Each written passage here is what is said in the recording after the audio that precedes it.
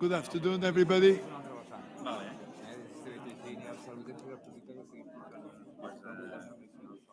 Com vols que parlem? Estem amb el Ferran. Per bé, estem muntant el tema aquest de les marts al principi i aquí és important que...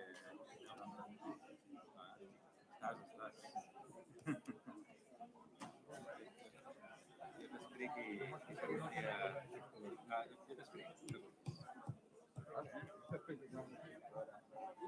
Molt bé, d'acord.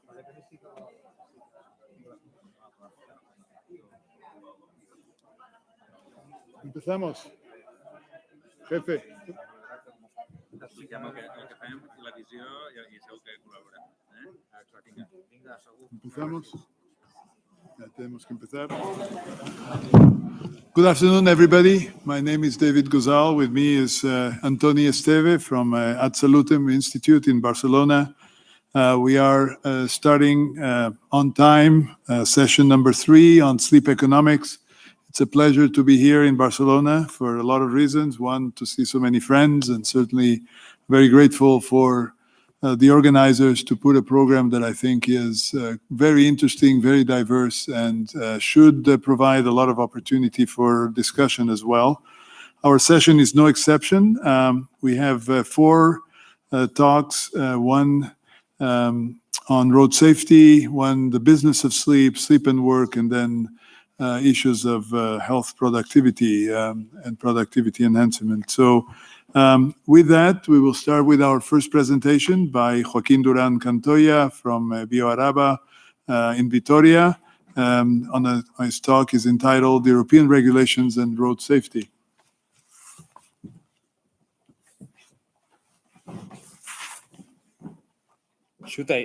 David, should I make some introductory remarks as well? Go ahead, by all means. Yeah, no, just because when I sit next to David, to me it's an honor, and I asked him to. He's too nice. Don't believe a word. So, he's the boss. Joaquin, if you don't mind, I will use just a couple of minutes just to make reference to a meeting I attended last week, and regarding economics and sleep. Perhaps I should, although those are very big figures, and I understand that do not mean much if you want to translate them into our situation here in Spain. Yes, I think it is important to understand the real impact of sleep in our society, today's society, in terms of economics, because this roundtable is about economics. So very briefly, Joaquin, I promise. It was announced. It was shared with us from an agency in the States that, according to some studies recently conducted, it is understood that people sleeping less than 7 hours a day, suffer from certain conditions that are or should be preoccupying to us. For instance, number of accidents. People that sleep less than 7 hours, accidents, the number of accidents grow. Or people that get sick. Those sleeping less than 7 hours, the probability of getting a chronic illness increases. Or mood. Or, let's say, for instance, productivity or creativity. The capacity to create, to innovate, decreases if one sleeps less than 7 hours. According to recent studies, in UK, for instance, it is established that people nowadays, and because of social habits there, a big number, a big percentage, do not sleep more than 5 hours. So if you want to translate this into numbers, it is established that, and now I am going to refer about billions of dollars, for instance, according to those figures, those statistics, 5 countries pertaining to the OECD, that may represent $650 billion. Or in terms of productivity, that means labor productivity, cost to employers. The cost per employers, it is in the States, for instance, about $60 billion. because people do not sleep well. And that means about 8 days of non-working. I mean, they working days that they rest to their, let's say, attending to their jobs, no, to their work. So as you can see, besides the different ways we are approaching sleep, you know, in terms of economics and how this affects our society is huge. From one, and with this I will complete this presentation introduction. For instance, let's refer to a study now that started to conduct McKinsey, no, the consultant, the strategic consultancy firm, no, they have started to think and to study what is the role of sleep in, let's say, in management skills. And they are concluding that yes, companies should pay special attention if they like to maintain a certain level of management capacity, competitivity. I mean, that means that how they can maintain their employees, managers alert, at least sufficiently that the decisions they take are the correct ones, the best ones, and the impact that may have if their managers do not sleep properly. So this becoming an emergent science that we should pay much attention and demonstrates the importance of sleep in nowadays economy. Having said so, we should invite Joaquin to the floor. Thank you.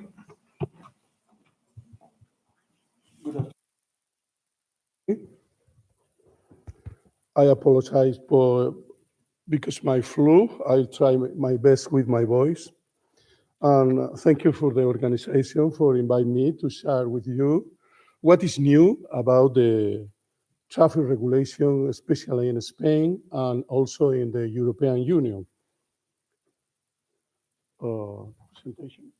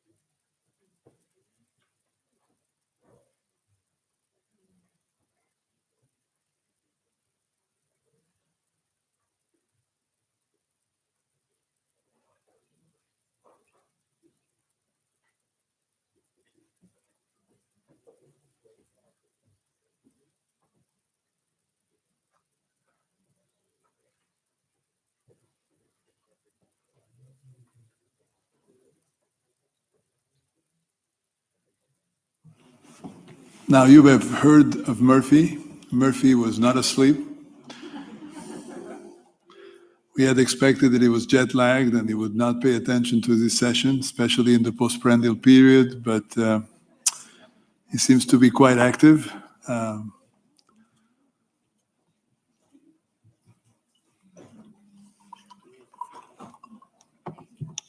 You want me to keep talking? Or no, no por eso, sino vamos. La única cosa es que él la cargó y la trajo encima, la puso en PDF, así que no lo... que empiece otro. No, porque... Pero vamos a ver un momentito. ¿La encuentras? Empiezo con otro.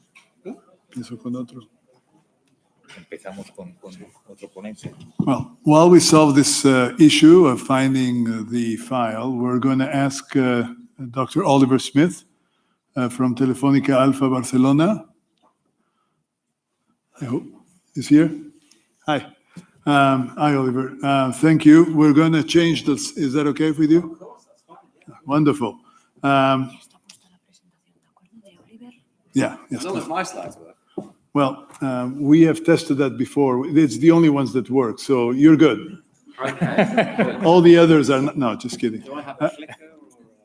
Yes. And the presentation is the impact on the global scale, the business of sleep. So thank you, Oliver, for acceding to overcome Murphy's law. We'll put Murphy back in his box where he needs to be. Thank you for the invitation.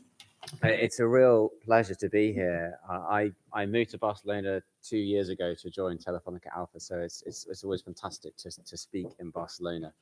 I should say up front that I'm definitely not a doctor. If you want to talk to Dr. Smith, that's my dad. He's not here today, but I can get him on the phone if you need. I'm also not an expert in sleep, maybe by experience, but I'm certainly not an expert. What I want to talk about today is the business of sleep and really the business of digital health. And I want to talk about what I suppose the market is looking like in digital health and what the challenges are in the market and what we're doing in Telefónica Alpha to try and overcome that. That's not the only solution, of course, that's out there, but I thought it's at least a point of view to put forward and at least spark debate, which of course is what we're here for today anyway. So let me kick off with the market today. Wrong one. I'm changing these slides, I think. Center. Oh no, that's gone too far. What is it? Okay. As you probably know, there is a lot going on in digital health. It's always in the news. It's a huge market. There is a lot of investments going into it. I think about $12 billion went into digital health in 2017. So there's a lot happening here, and it's growing all the time. And this is just a snapshot. This, of course, cannot be everything on this slide, but this is just a snapshot of what you can see. And of course, as you all know as well, there's a slight delay. Maybe I just need to. There is a lot going on in sleep as well. Sleep doesn't appear to be one of the bigger parts of the market. There's a lot going on in diabetes, in weight management, certainly a lot more coming in more general well-being, like meditation type work. But it's a growing market, I think, in sleep. But I think there's a challenge here. And there are not many unicorns in digital health. Now, okay, that's maybe not the best measure of success. So a unicorn is a company that is valued at $1 billion. Often those values can be a little bit inflated. So it's not like real money, but it's the yardstick, that's the measure that people often use. And there are just not many in digital health. I was looking at the most recent data from CB Insights from August this year. And out of 260 unicorns in the digital sphere that they've looked at, only 3 of them are in digital health. There's 2 in China and there's 1 in the US. And actually, none of them really look like the sort of digital health interventions that you might be thinking about today in the world of sleep. So why is this? Why is this so challenging? Now, what I haven't done is picked on individual companies or individual apps to describe the challenge. So I thought that would be just hugely unfair. So I tried to step back and abstract to what I think some of the problems are in the health market, in digital health market, which I think apply equally to sleep as well. So the first of these is often what we see is an intervention that's really robust.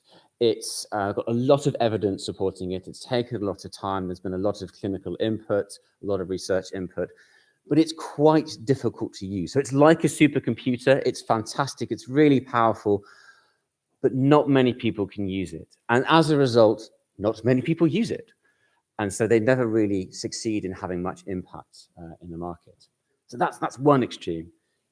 The other model I see, which is perhaps a little bit more common, is you have people who really nail the idea of having something that's really simple to use. This feels like a really simple to use computer. But of course, it's not a real computer. There's nothing actually inside this. This is not going to do any quantum computing. This is not even going to do a simple Excel spreadsheet. And these types of apps tend to fail because you get quite good initial uptake. And then sometimes what you see is people keep using it because it's a placebo effect, or they kind of like it, it's quite fun, but it doesn't actually then have any impact. It doesn't change the health behavior, the health-related behavior that they wanted to change. It doesn't have an impact on the health outcomes ultimately. So in that sense, it's a failure. I mean, hurrah, people like using it, but if it doesn't actually, if it's not efficacious, then we haven't really succeeded. So that's the other end of the scale. And then there's this almost meta problem that we see, that there's just a lot of fragmentation in the healthcare market. Those of you that work in health and healthcare will have come to know and love how challenging healthcare is. There's a rule, maybe it's called Murphy's Rule, but I don't know, which says that any other healthcare system other than the one you're in looks better. So if you're in the US, it looks fantastic in the UK or Spain. If you're in Spain, you think, wow, they've really nailed it in the UK. We haven't nailed it in the UK. I'm sure people who really know the Spanish healthcare system will say, well, we haven't cracked it either. We haven't fixed everything either.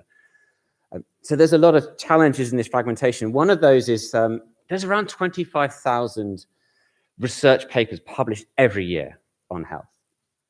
Not many of those actually make it into any practice at all, let alone digital practice. So that tends to be a problem.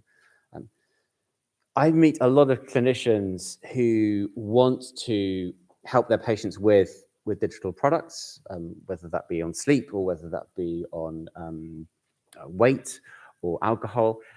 And they find it really difficult to find the right service. And they find it really difficult to take their clinical practice into a digital sphere, which is often what they want to do. We also find that software developers really struggle in this market. So the people who are going to work with the clinicians to actually create the applications, they really struggle as well. And often they struggle to navigate the regulatory system. And there are good reasons to have a regulatory system, but if you're not familiar with it, then it can be quite difficult. And they're also often not very familiar with the economics of healthcare and how it works. And depending on what claim you're making, sometimes you might be selling directly to an individual, a patient, a consumer. Sometimes you might be selling to a healthcare system. You might want to actually sell to an insurer or directly to a hospital. So you need to think of those different stakeholders, and that's really hard. And of course, the biggest losers in all of this are the people themselves, whether they're patients, whether they're customers, whether they're users, whatever you want to call them. They face a market with huge fragmentation where there's individual applications that may or may not be good for them. They're not really quite sure, but they never really quite fulfill perhaps the totality of needs that they have. So there are these big problems that we face. My job is to try and solve those problems. So let me say a bit about Telefonica Alpha and what we're doing in the health part of Telefonica Alpha. So Alpha was established in 2016. It is wholly owned by Telefonica, but it is a separate company. So we have a very different culture and way of working from the mothership of Telefonica. We don't look and feel like Telefonica at all. We do what we call long-term disruptive innovation, and we use the kind of Silicon Valley jargon of moonshots. So what we try and do is moonshots. We take big, challenging problems that face the world, that affect hundreds of millions of people, and then we try and find breakthrough solutions to those problems, radical solutions that require a breakthrough in technology or a breakthrough in science, or often both. If you're familiar with Google X, those of you who might be familiar with Google X, basically Google X is like us. That's how I like to describe it. Thank you for laughing at that. And I work in the health moonshot. And our starting point is chronic disease, which you'll all be familiar with as a big challenge. And I like to present this slide because it shows that we've been massively successful in health over the last century, 2 centuries. We've done fantastic work in tackling infectious disease. And so now in the developed world, certainly that's not really a problem, superbugs notwithstanding. But the whole healthcare system is then designed for that problem of infectious disease, for acute problems as we term them in healthcare. But what we now face, because of this success, is actually chronic diseases, the diseases that we can't cure, but we have to live with every day. And the system is not really designed to do that, which is why it finds it so hard and why it therefore costs a lot of money as well, because you keep coming back and we keep trying to treat people in the same way, ineffectively. And when we look at the reason behind chronic disease, we actually turn to everyday behaviors. That's the biggest driver of the vast majority of chronic diseases. It's what we eat, it's how much how active we are, it's how well we sleep as well, of course. And that's one of the reasons why I'm here, because that's hugely important in terms of your overall health status. But these are kind of weird problems, right?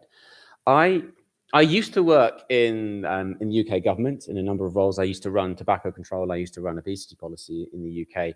And quite often what would happen is politicians would say to me, these people just need to lose weight. These people just need to stop smoking, as if that was a really easy thing.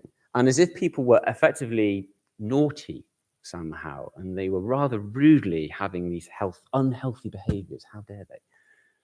And of course, we know that from our own experience that it's actually quite hard to do this. Many people who smoke do actually want to stop smoking. Many people who are overweight or obese don't want to be that way, and they're trying to change it, but they often don't succeed. The majority of people don't succeed in when they're changing behavior. And we know more about why this is at the moment, and it's really because our brains are fantastic. They are fantastic at saving energy. Because, you know, they take a lot of energy. 20% of our energy every day is taken up by our brain. So what our brain does is try and be as efficient as it can do. So we love nothing more, our brain loves nothing more than trying to save energy by doing easy things or answering the easy question rather than the difficult question. So what your brain really wants to do is take a conscious behavior and turn it into an unconscious habit. Because if it can do that, then it can save energy. Because the hardest thing for you to do is to consciously, actively think about something. And it's this reason why we often struggle to change things that we've turned into habits, because we have to constantly, consciously fight it every day. We think now is a moment in time where we can do something about this. There is a lot more information in the world about our behaviors and about who we are, the type of personalities we have, how we are in any given moment, what our emotional state is. There's also a lot more you can do with that information now, whether it be different machine learning techniques, whether it be the different design principles you can bring to bear. There's a lot more we can do with that. And of course, we know more about how the brain works. Every day there are developments in neuroscience, in behavioral economics and psychology. And so what we're trying to do is radically reduce the burden of chronic disease by helping 1 billion people adopt these healthier behaviors. And we want to do that by creating a personal health assistant that really understands you, that really knows you and can recommend, here's what's right for you now. So it's hyper-personalized in its advice. So obviously, we are trying to create a digital service as well. So we are facing some of those challenges that I mentioned earlier. And so we have to tackle them. We have to come up with approaches that might tackle them. So here are 3 things that we're trying to do to tackle those problems that I mentioned earlier. So one of those is that our intention is always to bring together really good evidence and really good design. One of the applications we have at the moment is it's for something called body dysmorphic disorder. So this is when people think a lot all the time about a particular feature of their body, usually the face. They might think that their nose is huge and everyone's looking at them all the time. And this has a prevalence of about 2%, and it's hugely debilitating. People that suffer from this, they can't leave the house. They lose their jobs. They lose their friends. Their family stops picking up the phone. They stop coming around. So it's a hugely debilitating disease. the best treatment for this at the moment is cognitive behavioral therapy, which, as you probably know, is very, very well evidenced. And some of the best people in the world to deliver this type of service work in Massachusetts General Hospital in Boston. And so we've partnered with them to create a digital application called Perspectives. And it's proving to be very good. We've gone through a first phase of clinical trial. So we are going through clinical trial. We recognize that that's important if you're making a medical claim.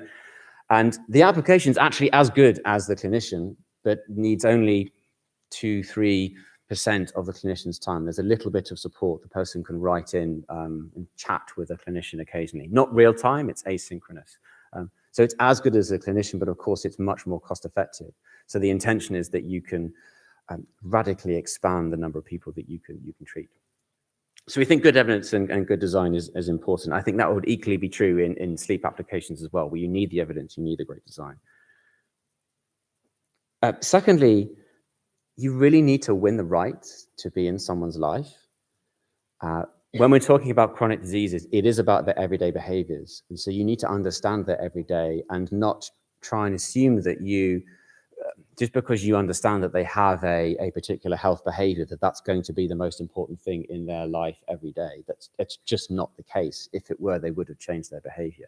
So you need to go to where they are and win that right to be in their life. We had a first attempt at this, which failed, actually. So it was a nice piece of design, we thought. It was it kind of had some evidence behind it and what we were doing. And people really liked it initially. And then they didn't keep using it. The retention rate was really, really poor. And the reason we think for this is because from what we've done, what we learned on qualitative research is what happened was the time it took for the person to actually get value and to see benefit from it just took too long. In a sense, we fell into the same trap that public health often falls into. And so we thought, well, okay, well, that hasn't worked, so we need to start again. And that's what we're doing now. And we have a second attempt, which this time is called Remix. And this is now trying to have a much shorter time to benefit for the individual. We think this will create challenges for us later on when we want to move on to different types of behavior that just do require longer term engagement. But our view is, if they're not using it in the first place, if we don't have them engaged in the first place, then we're never going to have the right to do anything else with them anyway. So we have to do this.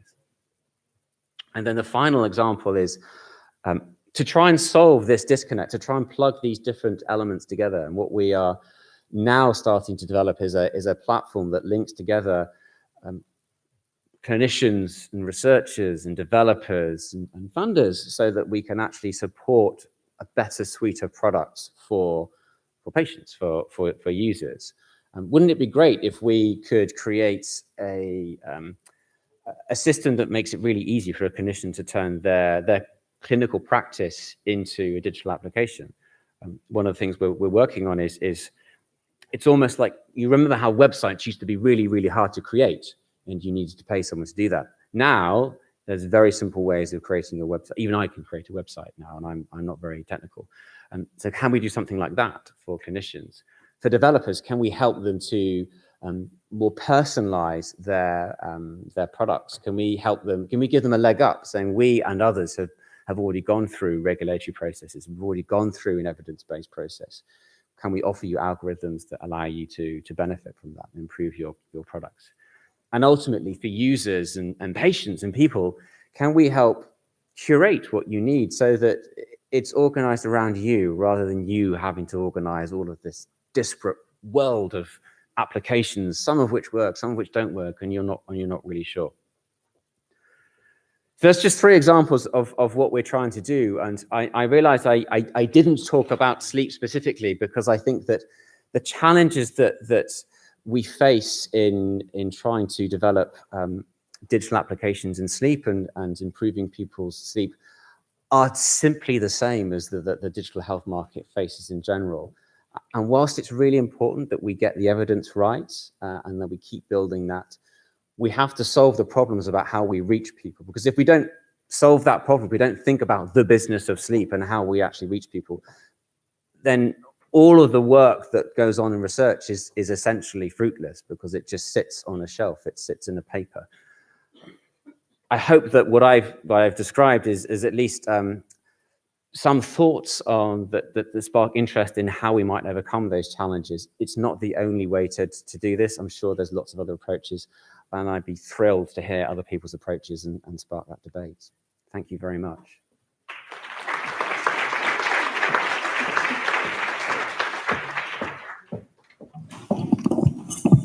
Second try? Second try. Okay.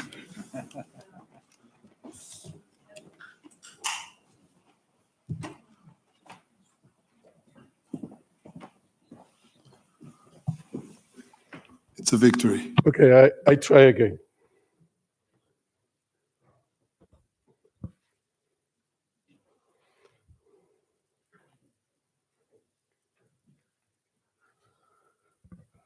Okay, I have no conflict of interest for this presentation. And this is the overview of my presentation, what is divided into 4 points. In the first point, we will review about the magnitude of the relevance of the problem of traffic accident in Spain and in European Union. In the second point, we review what are the data of Spain and European Union. And then we review what is the research in Spain and the European Union. And finally, we will comment what is new about the new regulation in the European Union.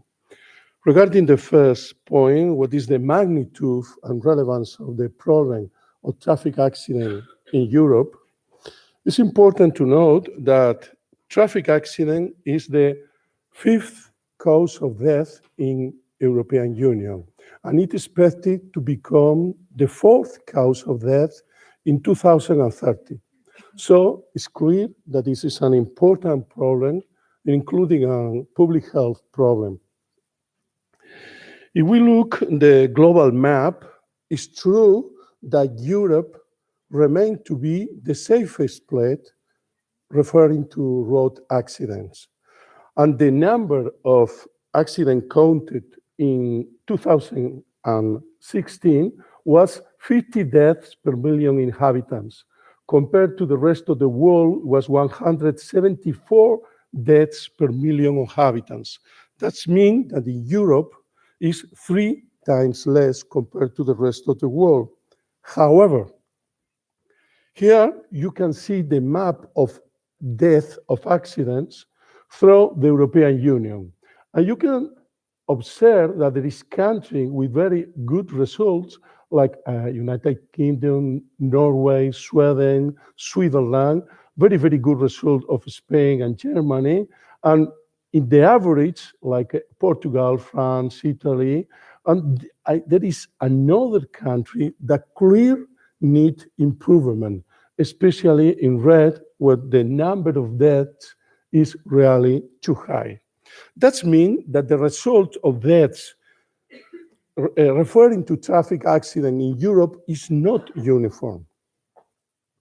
If you look each country, the different regulation was not comparable. And even there is some countries that is no regulation about driving licenses or renewable driving licensing for different illness like a sleep disorder breathing. Sleepiness and distraction at the wheel is responsible of between 20 and 30% of all traffic accidents. In addition, traffic accidents regarding drowsiness, sleepiness, or distraction are always very serious and often involve deaths. Continuing with the second point, we are going to review what is the data about Spain and about its regulation. It's important to note that in 1997, Dr. Joaquín Terán, who was my best friend for more than 35 years until his recent and untimely death, and Dr. Antonio Jiménez, who was my teacher during my training as pulmonologist many, many years ago. Both of them were members of the Spanish Sleep Network, reflected together about this problem. And in that time in Spain, there is no regulation about the sleep disorder. So regarding driving licenses, there is no regulation at all. So they proposed in that time, in 1997, to the General Direction of Traffic Agency to perform a study to know what is the impact of suffering obstructive sleep apnea causing traffic accidents. And this project was approved and the study was performed. As most of you already know, this study was published in New England Journal of Medicine in 1997 and was a case control study. And in this study, they followed 100 drivers who visit emergency room because of a traffic accident, and they study about if they suffer or no obstructive sleep apnea. And the control was more than 150 patients from the primary care without any problems. In this study, the odds ratio to suffer a traffic accident, you have equal to or more than 10 apnea-hypopnea index was 6.3. In addition, what's very interesting is the dangerous combination of obstructive sleep apnea and alcohol consumption, where the odds ratio increased to 11.2. In that time, with this study, the Spanish traffic regulation changed, and for the first time included the sleep apnea in the regulation of the obtain and renewal of driving licenses. That was very, very important because until now was the first time with a European regulation. In that time, most of the countries in European Union have no any regulation about driving licenses. The resume was if you suffer sleep apnea, you can't drive unless an expert, probably an sleep unit, declare or certify that you are under treatment and your symptoms are under control. The duration of the license is 2 years for non-professional drivers and 1 year for professional drivers. What is the situation of traffic accidents in the European Union and Spain? If you look at this point, Spain remained below 1916, where we have 1,300 deaths per year.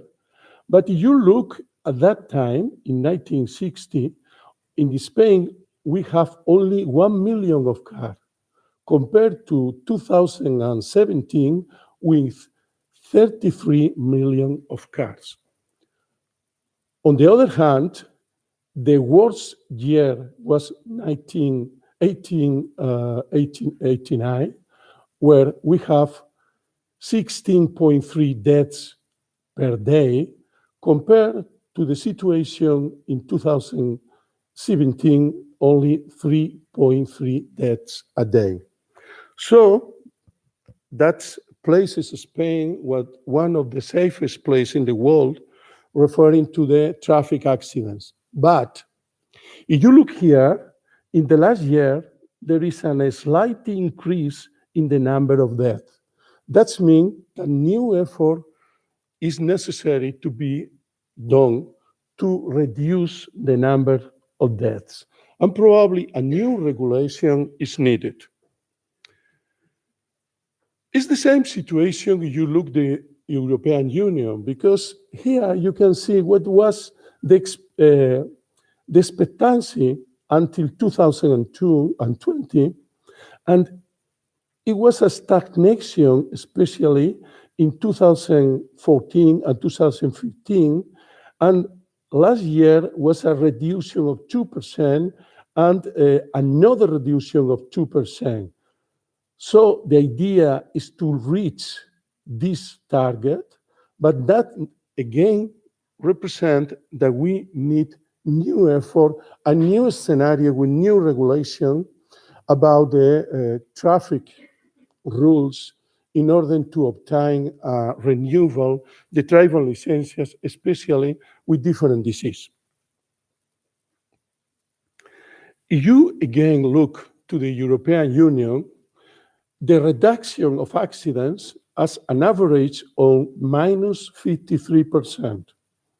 But the reduction, again, is not uniform all over the different countries.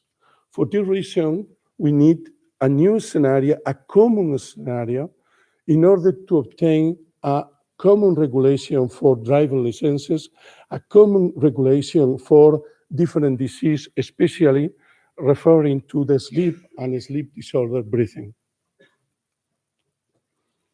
Let me show you some data about this. If you look Europe, that's mean more than 1.3 million of accident, each cause more than 25,000 deaths in 2017. A lot of serious injured citizens, very similar result to Australia. And as I said before, motor vehicle accidents are expected to be the fourth leading cause of death in 2030. If you look at the world, approximately 1.3 million of people die per year worldwide because accidents. Another 20 to 50% have serious injury because secondary to the accident. What about sleep apnea? About obstructive sleep apnea, it recognized like a medical condition who most frequently produce risk factor for medical vehicle accidents. It's estimated that also increase between 2 and 7-fold increase to risk of suffering an accident. And somnolence is responsible of between 15 and 33% of the accidents. It's important to say that about 7% of all motor vehicle accidents are attributable to obstructive sleep apnea. It is thought that the reason we cause accident is referring regarding to the brain morphology changes, neural activation, and cognitive impairment. Referring what is the impact of the CPAP treatment in patients who suffer OSA regarding to accidents? But the resume of different papers about this is treating OSA, mainly CPAP, result in a very important decrease, even normalization of the risk of motor vehicle accidents. In USA, it's estimated that the CPAP treatment saved almost 1,000 lives each year. And each dollar spent in CPAP treatment saved around $3.5 in health and social cost secondary to the accident due to traffic accidents.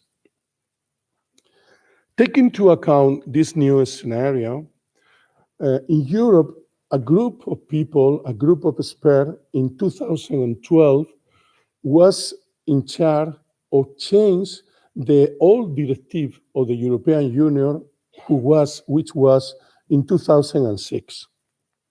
This group does include a lot of experts from different countries in the Union Europea. From Spain was Joaquín Terán Santos. And this group working, the idea was ended this rule, ended this recommendation for change the regulation in 2 years. And effectively, the normative, the regulation was in 2014. And the idea was modify the old directive of 2006. In that time, the license was divided in two groups. One group is non-commercial drivers, is group one, and the other group is commercial drivers, was the group two. The final resume of the directive was, but use from a moderate to severe obstructive sleep apnea, and the definition of moderate was an HI from 15 to 29, and severe an HI equal to or more than 30. This patient should be reviewed by an expert sleep physician to further authorize medical advice. It's important that the patient should be advised not to drive until confirmation of the diagnosis. Second, driving license may be issued for applicant drivers if the symptoms of obstructive sleep apnea are under control. Applicant drivers with moderate to severe OSA should be renewed the driver license for the group one for non-commercial driver in 2 years, in 3 years, and for commercial drivers in 1 year. This is the resume of the normative, who changed because it's obliged for all countries of the European Union. And you think that many countries have no regulation at all. So now from 2014, each country in European Union had to accept the regulation, and probably this appliance save a lot of lives. The recommendation of this regulation by the expert make 3 very important points, and I think it's worth it that we review together. First point is the apnea-hypopnea index alone is not a good predictor of traffic accident. So that means that you should not be used in isolation. The severity of OSA should be considered in a constellation of different comorbidities, medication, behavior, sleep deprivation, etc. Sleepiness, different symptoms, risks of another accident in the past.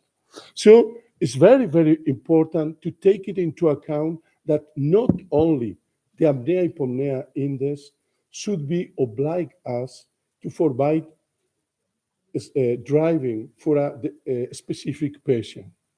Finally, it's very, very important that in a sleep unit or a sleep expert has the responsibility in the take decision to recommend if the patient can drive or can't drive.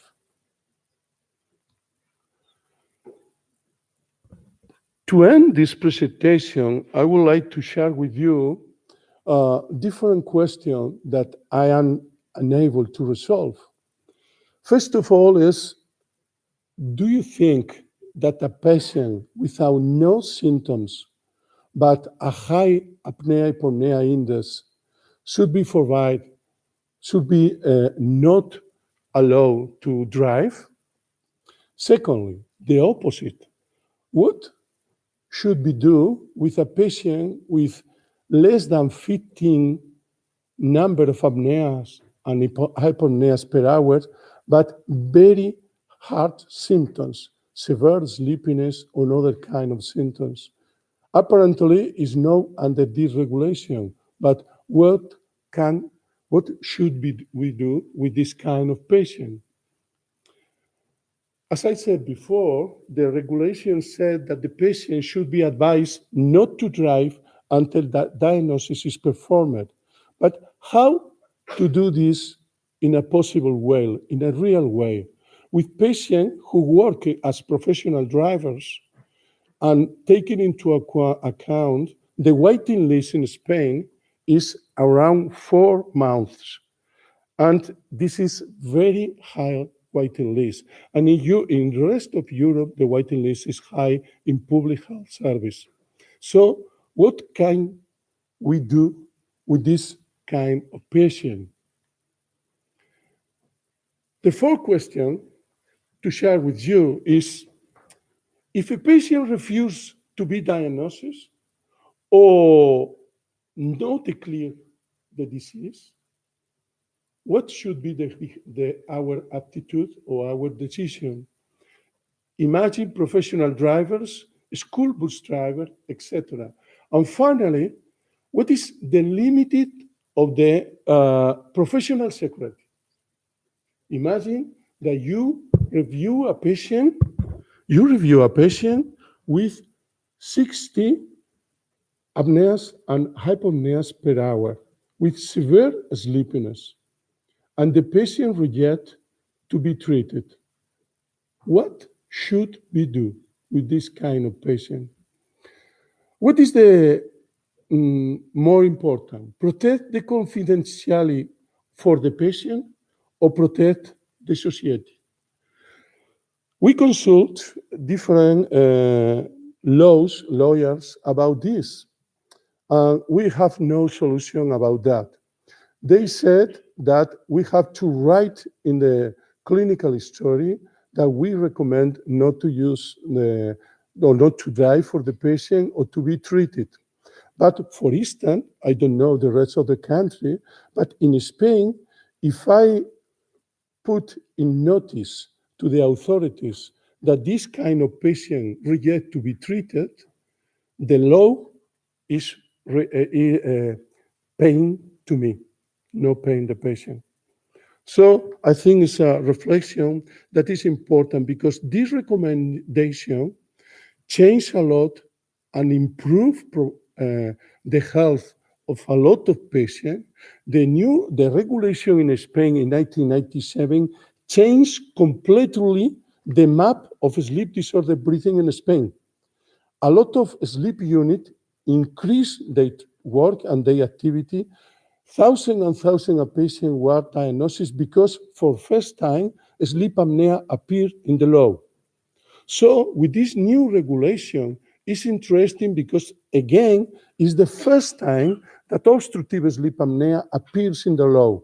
But how to balance the benefit and risks between protect our patient and protect the society? So I left this question for the discussion, and many thanks for your attention.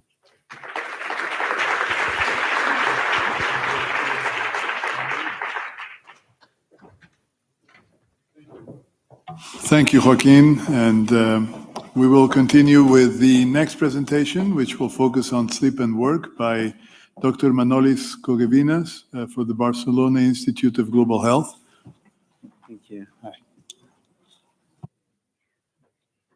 So, while I'm getting my presentation up, I was asked by Antoni and Ferran and Ivan to talk about work and sleep.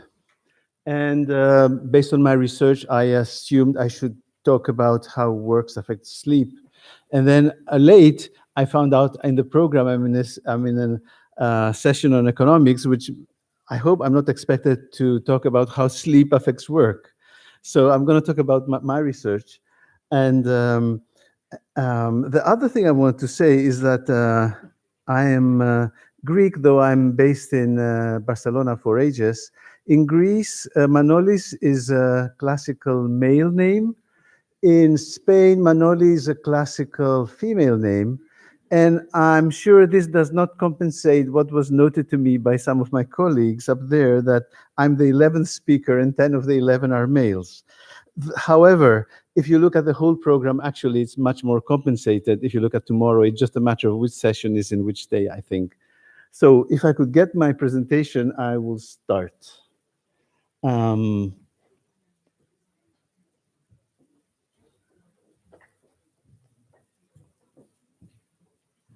I actually have it in my USB. I have sent it, but I have it also here.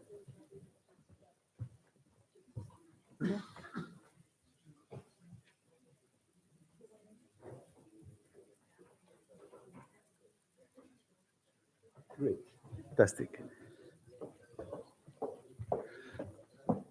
These are some pictures I saw very recently that surprised me. These are businessmen in Tokyo, taken by a Polish photographer. Apparently, they're not uncommon. And there are people who are more or less social class 1, social class 2, like what we are, and they sleep on the street. And they may have had a sake too much or a drink too much, but that's not the only explanation. It's actually related to exhausting work schedules and other factors, long commuting times, very expensive hotels in Tokyo. But you see businessmen actually sleeping there. And I think it's a good picture to remind us that when we're talking about how we deal with complex issues like sleep, so sleep and work, we cannot simplify. There are clearly complex issues, and there's no solution just affecting one factor. If we're talking about work and sleep, the most important issue by far is night shift.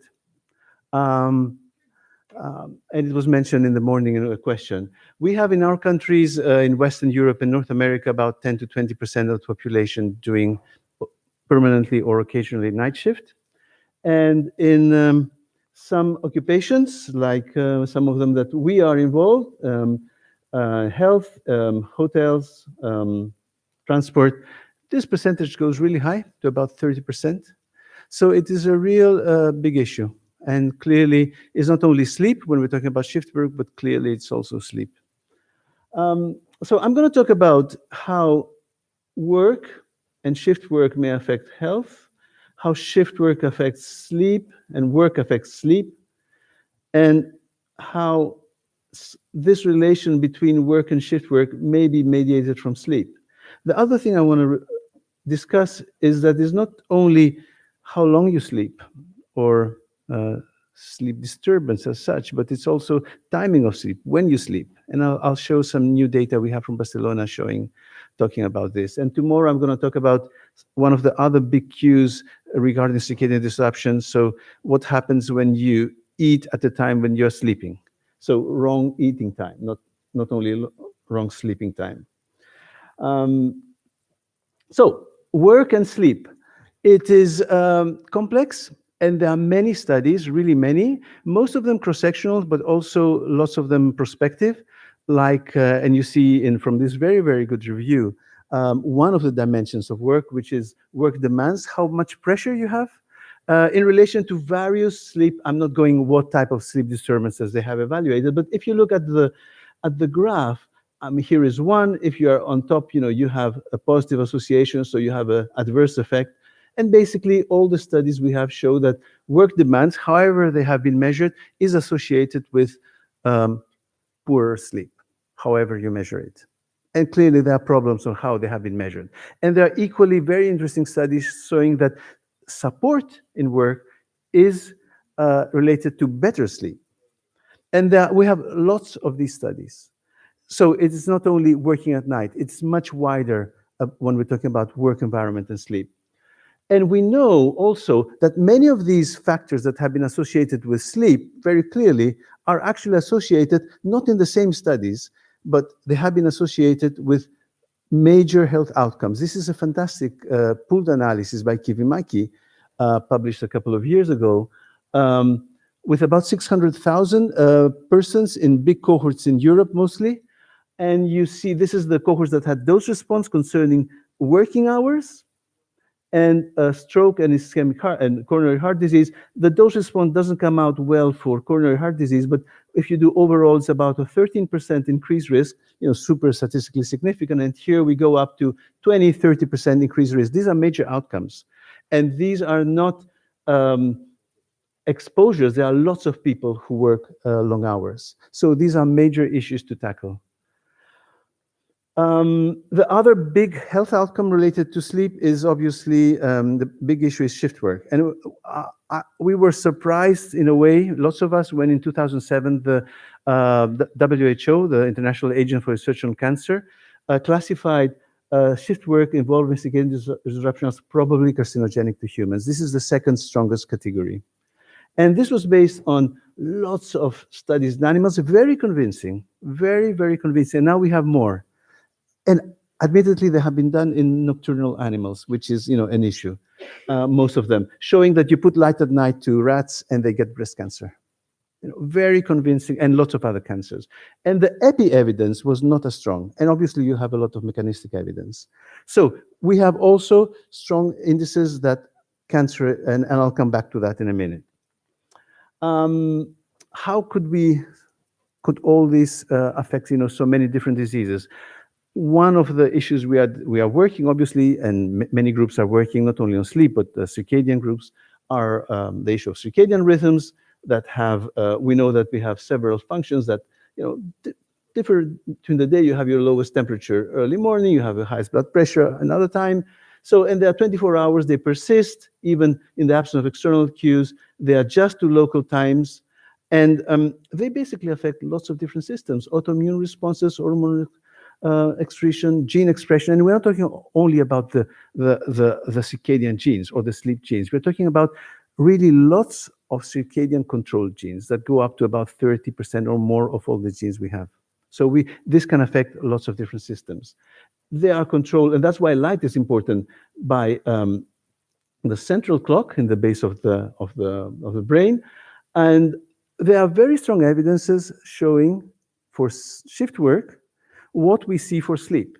So very strong evidence for an association. This is one of the studies, but there are more studies of an association of shift work with obesity, similar to what we see for studies that are based on sleep. We have very strong evidence showing cardio with shift work, 20%, 30% increased risks. We have very strong evidence on diabetes and shift work. This is, again, one of the big studies, but we have many more studies on type 2 diabetes. Dose response, 1.5, 120, 140, 150, and even if you control for BMI. And this puts the two things together, actually. We don't have the studies that have actually really looked at exposure, sleep, health outcome. We don't have this, many studies have not looked at this chain of events. But it's very reasonable to think that sleep is a very important mediator for what we are seeing for shift workers. It's not the only, but it's a very important mediator. And these are the effects we find, which are very common to what we find for sleep.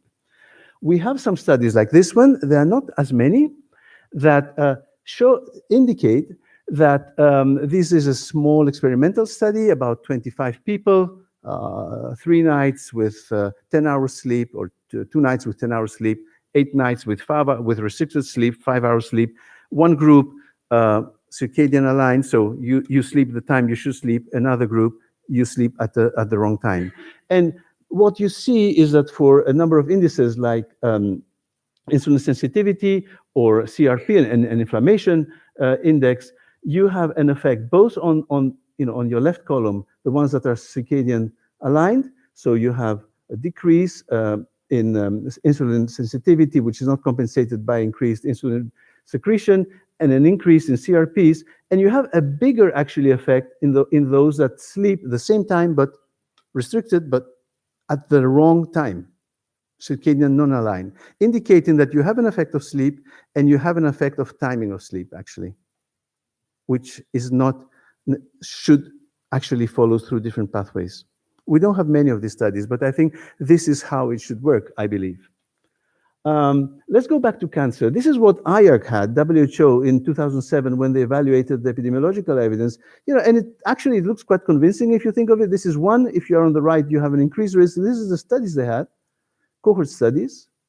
They are all positive, breast cancer so why did they say limited? Well, basically because they were sort of the first studies, always there are serious problems in methodology. And in fact, they were quite right in saying limited, not sufficient, not very strong. So they have weaknesses, the studies, because all the new evidence we have is more complex. The strongest, I'm going to just go a bit quicker. The strongest, I think, evidence we have now, the best analysis we have, is from this pooled analysis we have done. Our colleagues in INSERM, but also with our data, have done the best 5 studies, I think, on breast cancer. And if you take people who stay many nights per week awake, and if you look at duration also, this goes very high, you get about a 20 to 30% increased risk, and it's much higher in premenopausal women, and it goes to about 2.5, so 2.5 times higher if you combine many nights awake plus many years working at a shift work. And the problem here is what happens with why don't we have anything on postmenopausal women? So, and then there are some explanations. They're not very convincing. There are explanations for that, but that is, it is not as strong this evidence as what we have for cardio, diabetes, and obesity. So if we put this together with sleep, what do we know about sleep and cancer? We have a session tomorrow. It's clearly, the epidemiological evidence is not as strong as what we have for cardio, obesity, and diabetes. We have a poster downstairs, Ariadna, where shows the classical U-shaped curve. It was mentioned this morning about overall mortality. We find it for a number of outcomes. We find it, this is a very big study with thousands of people in Spain. We find it for colorectal and gastric cancer, well, gastrointestinal cancers. We don't find it for breast and prostate. And other people do not find a clear relationship of, like a U-shape or whatever shape with breast and prostate, which means that if we find it for shift works, it may be other mechanisms, so it's not mediated by the lack of sleep. Let me move about when you sleep as an important issue. And I'll just show some results that we are now working. They are not published. This is a study in the in the SEAT factory here, in the car factory in Barcelona. They have 9,000 people who do 3 weeks night, 3 weeks evening, 3 weeks morning. They all rotate, all the production workers. So we got 50 male workers at the end of the 3 weeks night and the end of the 3 weeks morning. So it is a within subject comparison, no confounding here. And we did a lot of things. I'm not going into details. And what we find, I'm just going to go, because we are, I think, a bit late in time. I'll just pass some slides. So this is an interesting result. Just concentrate on the red line, which is the sleep of the 50 people. They are the same people when they do the morning shift and the night shift. The sleep onset for the morning, sleep onset for the night. Look at the duration. Actually, the night guys sleep more than the people when they do the night shift, they actually have a longer sleep than when they do the day shift, which is something other people have found when the day shift starts very early. In SEAT, it starts at 6 o'clock in the morning, which means that they mess up quite a lot with their circadian pattern. So this is not only our finding, but it's interesting because our night and our day people, they have a dissimilar sort of sleep duration, and it's actually better in the night. And then I will show you some of the results showing effects, even though they have the same sleep duration. And this is still preliminary analysis. We don't have the active graphs yet. This is the reports of the people. So I hope it doesn't change when we get active graphs. So this is melatonin. When they do the night, they still have, because they are really 3 weeks into that, they are entirely adjusted to the night schedule. So the under the curve, if you look at the area under the curve, they're not very dissimilar. What is striking is the difference in the peak. They have 9 hours peak in melatonin, huge difference. So they are really adapted, but what is different is that they get their melatonin in a way the wrong time. Well, it's the right time because they get it when they sleep. But look at some of these results now. Not this one, I'll just pass. Sex steroids. We're talking about breast and prostate cancer as the 2 main cancers associated with shift work. So hormone-related cancers. We are getting night workers compared to day workers. Actually, it's the same workers when they're doing night shift or day shift. And the night guys sleep more than the day guys. And we get very clear results on cortisol, very clear results on androgens, very clear results on progestrogens, not on estrogens, and not on some of the other corticosteroids. So there is something happening here, which I think is not mediated by sleep, actually. There are other pathways going on here, which I think is what we should be thinking when we're talking about night shifts. Sleep is clearly one parameter important for the cardio and the metabolic. It may not be as important for some of the cancer outcomes. And we have also very, very nice results for the immune response, where we get different patterns for growth factors and for some of the interleukins between the night and the day. So we have clear effects on phase shift, later peak for melatonin, changes in phase shift and production of metabolism with a number of sex steroid hormones, and changes in immune response in this study. And should I don't know how we go with time. I'm okay? Okay. So I'll go back to, I hope this is not what you wanted me to talk initially, Ferhan, the effect of sleep on work. I talked about work on sleep, so then I just put 2 slides. It's not my area of research. There's actually a lot of research showing the evident thing, as what we heard about the car accidents before, the evident thing that if you don't sleep well, you have a higher probability of having work accidents or, at work and at home. And there are many studies like this one.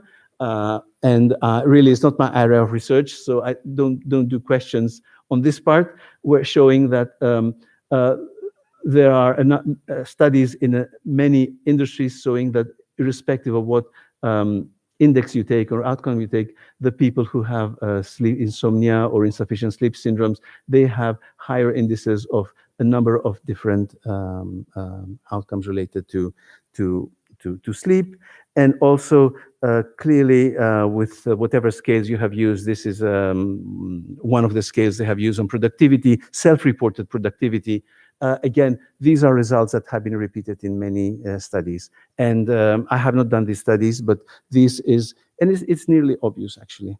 So let me finish with my collaborators. 3 of them are here: Ariadna Garcia, Michelle Turner, and Gemma Castaño. Anna is on maternity leave, and Kyriaki has left our group. She's now assistant in the professor in the University of Vienna, and a number of our lab colleagues with whom we have done all the studies. Thank you very much.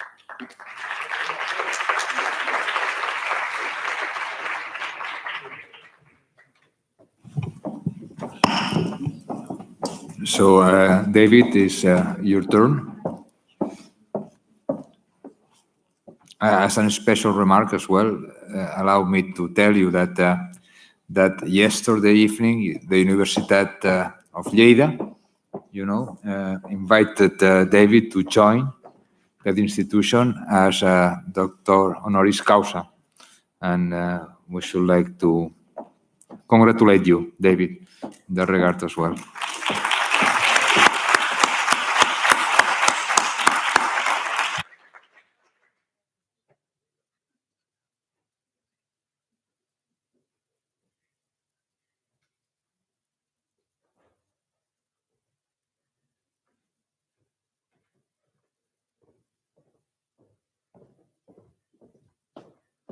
Well, good afternoon again. And Murphy was trying again. It's really a very persistent Murphy today, but we got it under control. So I was asked to talk a little bit about maximizing productivity through sleep interventions. And I thought that I would bring to you some concepts about productivity in the context of work, and how we measure, or how productivity is measured, in order to then elaborate what is known on potentially the impact of sleep and sleep conditions on and interventions on those, in order to optimize, to a certain degree, productivity in the workspace.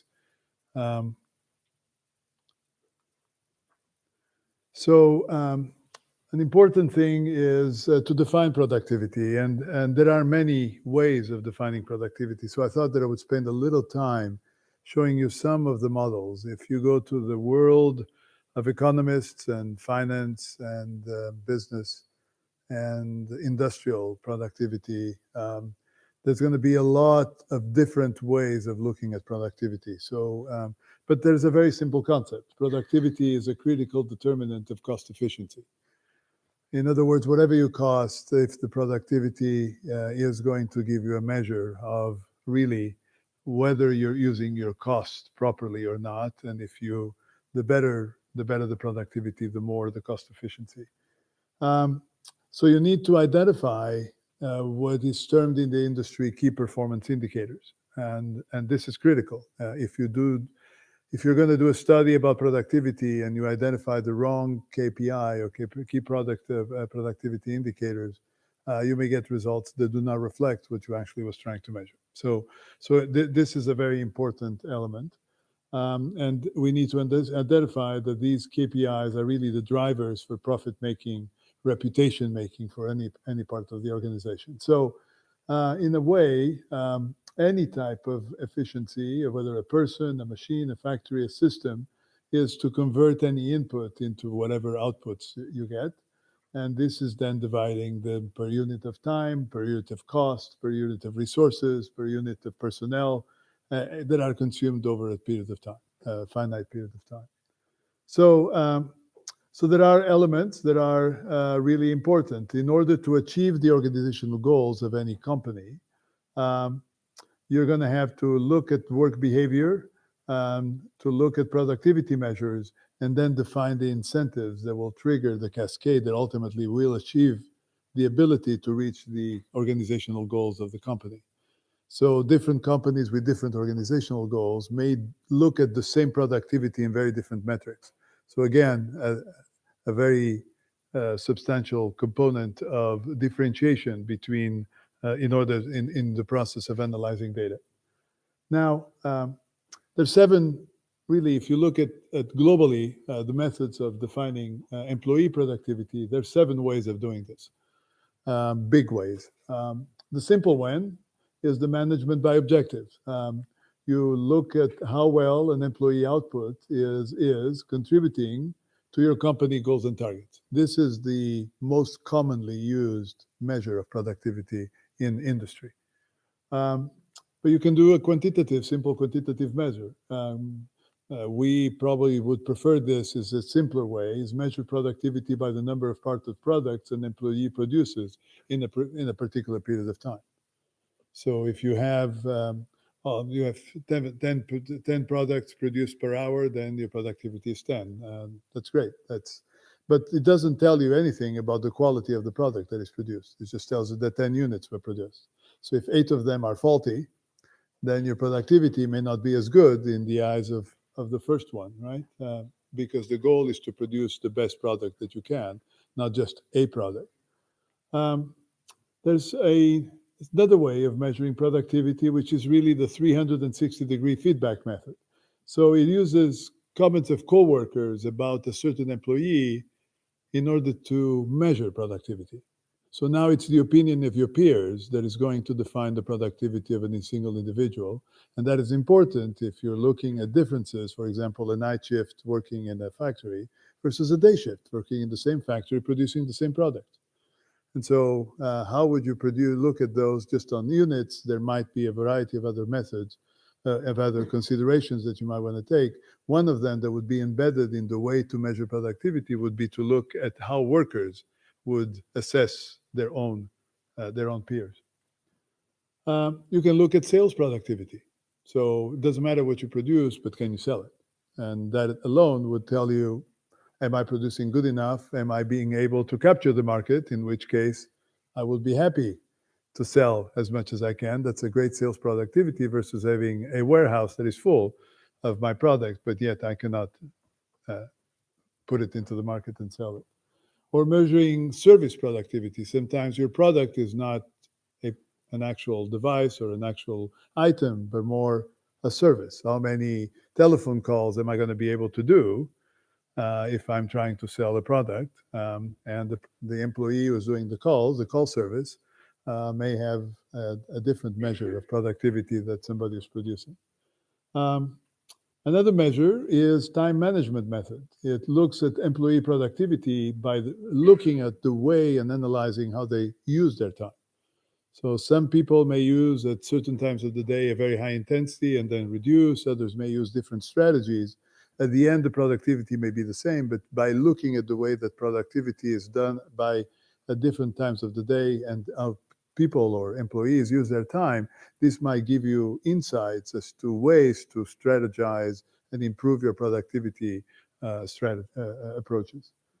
And then, of course, in an industry or business, profit is it's life or death for any business. So you can measure productivity by profit. The higher the profit margin of any industry, your productivity would be much better, right? So that's another way of looking at productivity. So you can see that there are very complex relationships, and I think that it makes sense that business unit goals, higher level goals, and organizational goals are going to be interacting, but they're going to be affected by individual and group measures, business unit measures, again, organizational measures that will be affected. And then the individual behavior, not just measures, are going to change the unit measures or the performance, and then ultimately the organizational performance. So all these alignments need to be put in place when you consider on ultimately what is the effect of any particular other variable that is not considered here, such as sleep, into a productivity metric and assessment. So it's not a simple strategy and not so simple to do. And I'm taking this time because I want you to understand the difficulty in doing the studies that will actually measure the impact of sleep on productivity. It's not a simple one-on-one equation. Now you have a simple model. These are models back in the 1970s that were proposed, where you looked at primarily four items: task capacity, individual effort, and some degree of uncontrollable interference. Always something happens, like Murphy. Murphy is always there, so something is not able to control, and you need to account for it. Now, in the task capacity, the major drivers or the major influences are technology, task design. If you design the task in a very efficient fashion and the technology enables it and the physical inputs are appropriate, then your task capacity would be done. In individual capacity, obviously, knowledge, skills, and abilities are important. Individual efforts is a matter of attitude versus beliefs. And all of these are going to ultimately drive productivity. So again, you can see that besides what I told you before, now you have all these elements that start getting into confluence in order to define productivity. And this is really the way that we should. This is just a model of probably another 150 that tells you that if there's not a single model for productivity, that it's complex, it's not easy to define, and no single model will actually explain most of it. Okay? But this is one of the most used models, and I won't spend time with this because you'll all fall asleep, and my productivity as a speaker would be greatly affected. So for that reason, all I'm showing you is the fact that there are many, many interactions. And if you were to do any analysis of any impact of sleep on all of this, for example, hygiene factors, imagine that sleep would be put here. You could see how this could ultimately have major effect on almost any other element of the same chain of productivity metrics that will ultimately result from this equation. So this is complex. This is very difficult to assess in quantitative methods. And as such, all the studies that I will present to you need to be taken with a lot of grains of salt, not just one, a lot of grains of salt. So what do we know about issues of sleep and productivity modeling? So there's a first study, really, Biddle and Hammermesh in 1990 showed that higher wages raised the opportunity cost of sleep time, leading individuals to decrease their sleep. So in a way, you pay them more, people are incentivized to work more, they're incentivized to work more. It will be not at the expense of the rest of their lives. Most of it is going to be at the expense of sleep. The tradable commodity is sleep. Not leisure, not going to the movies, not eating, not spending time with family or friends. It is sleep that is going to be sacrificed. Now, this is a fundamental observation because it predicts behavior in ways that you would expect that if you make more money, you will work less. Therefore, you work less for the same amount of money, you will sleep more, and you will do all the other things that you wanted to do, at least not change your sleep. And this was quite a revolution at that time to identify that really making more money, having higher wages actually induced the opposite. It promoted a reduction in the hours of sleep. So this was a very important thing. But what it did also was to demonstrate that causal relationships exist between sleep and wages, and that they could potentially run in both directions. So that if you reduce sleep, you may actually not perform well, and this could ultimately lead to reduced income because you would lose your will, or more likely, assuming that sleep had no effect on productivity, that sleep, if you reduce sleep, you work more, you make more money, therefore you reduce less sleep, and now you have a cycle that might be, and this may explain the typical prototypic CEO attitude. I don't need sleep. I can go by with 4 hours of sleep and I make millions of dollars every year. This braggadocio of CEO executives where sleep is such a non-important facet of their success is the opposite. Lack of sleep is the success driver. Is an element that has been instilled in the belief of looking at this and ultimately trying to make an inference from this. What is important, though, is the work that was done in 1990, the author is indicating two important things. One is that sleep may be correlated with unobservable worker characteristics, like ability, that also influence wages. So they left the door open to many other studies because of the complexity of productivity. The second was that because sleep is a large portion of the time budget, it occupies, if you think of it, 24 hours. If you are sleeping 7 hours or 6 hours, still, it's a very important component of your time leisure. And your time budget. And it is complementary to any other human activity. It's very difficult to isolate endogenous versus exogenous influences on sleep. And so how do you attribute changes in sleep to whether it's affecting you and therefore that's why you sleep less, or is it affecting something from the outside is actually affecting your sleep? So it's very difficult to do. So all these economists, these are two economists, really lay out a foundation that I think has been very interesting and very intriguing over the last 20 years to start, or 20 to 30 years, to start really working out the relationship between sleep and productivity. This is a little bit less recent work, but nonetheless a very important one. So this was a group of Gibson and Schrader. They repeated their work lately and more recently, but I will show you the work that Gronau was their mentor.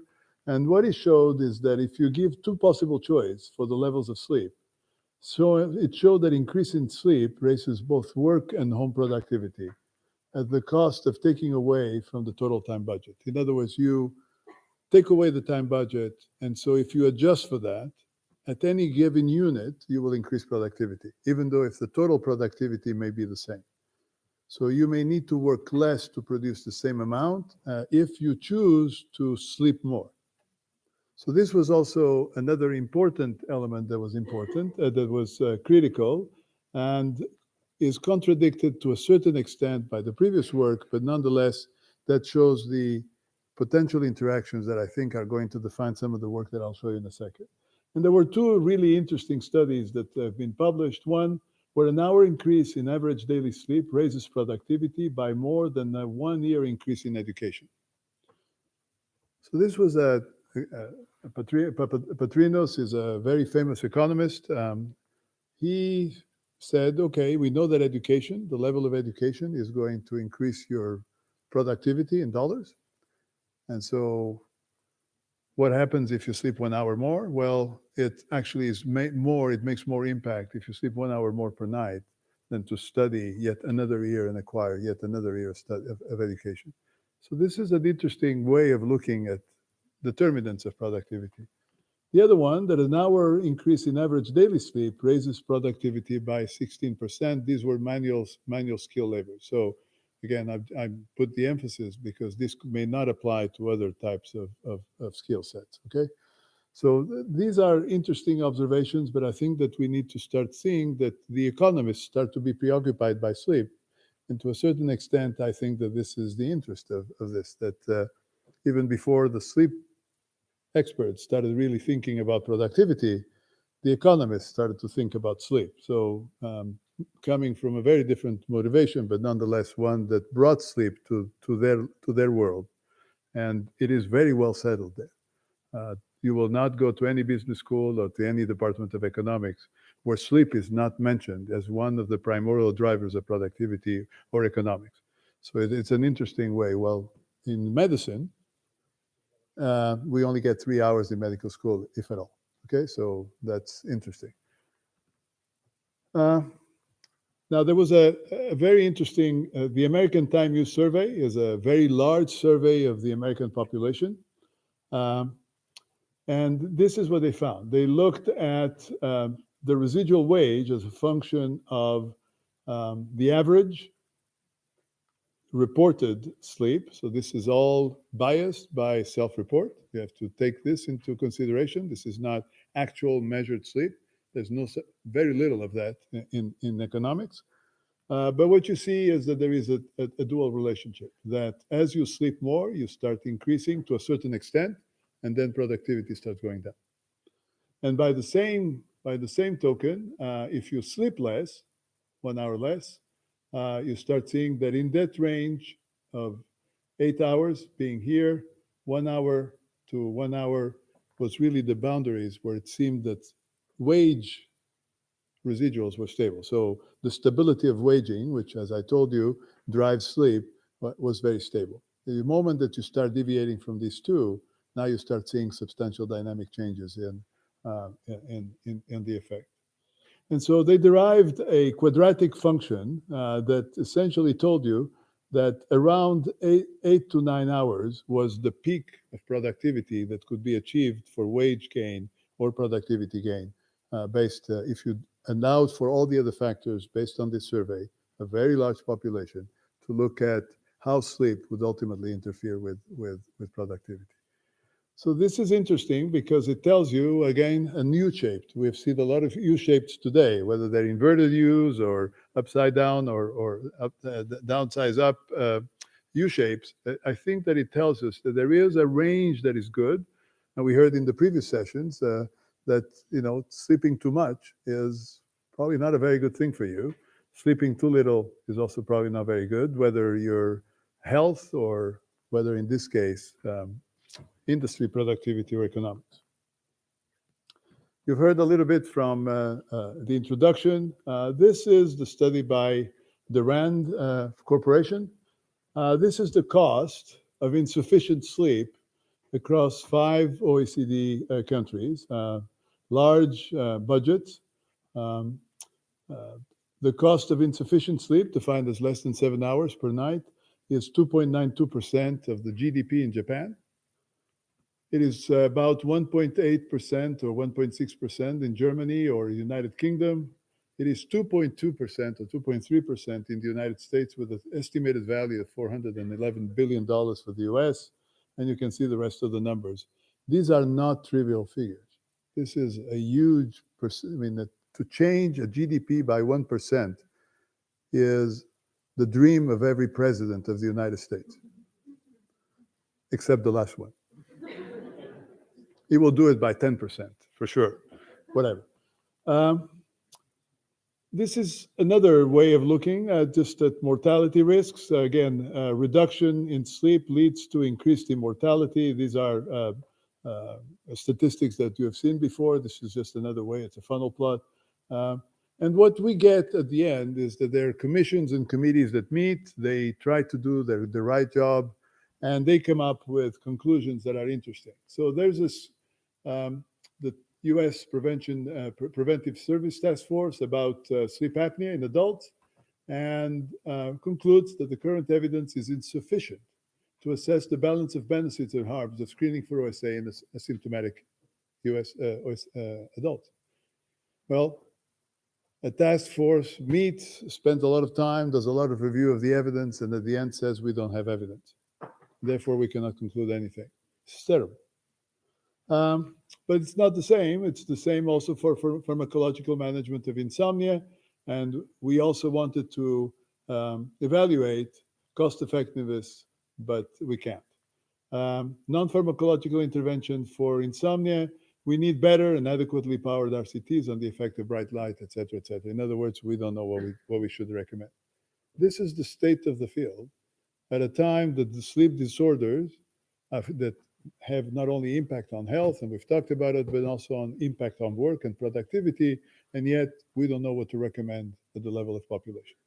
So we need to do, as a profession, I think it behooves on us to do the right studies, convince the funding organizations to really support the work that needs to be done in order to boost productivity. Maybe this is another strategy that we should think about, that rather than just boost health and have people live longer, that this is okay, but they're going to take more time to die, and in the meantime, they're going to be retired, so it costs us more.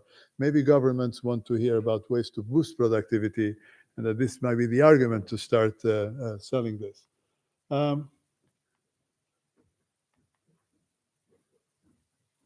Um, so an interesting study that was published this year about insomnia symptoms and association with workplace place productivity. This was a sample of 214 employees with pre and post intervention data. They used a measure called the sleep condition indicator of those that were exposed to sleep tips.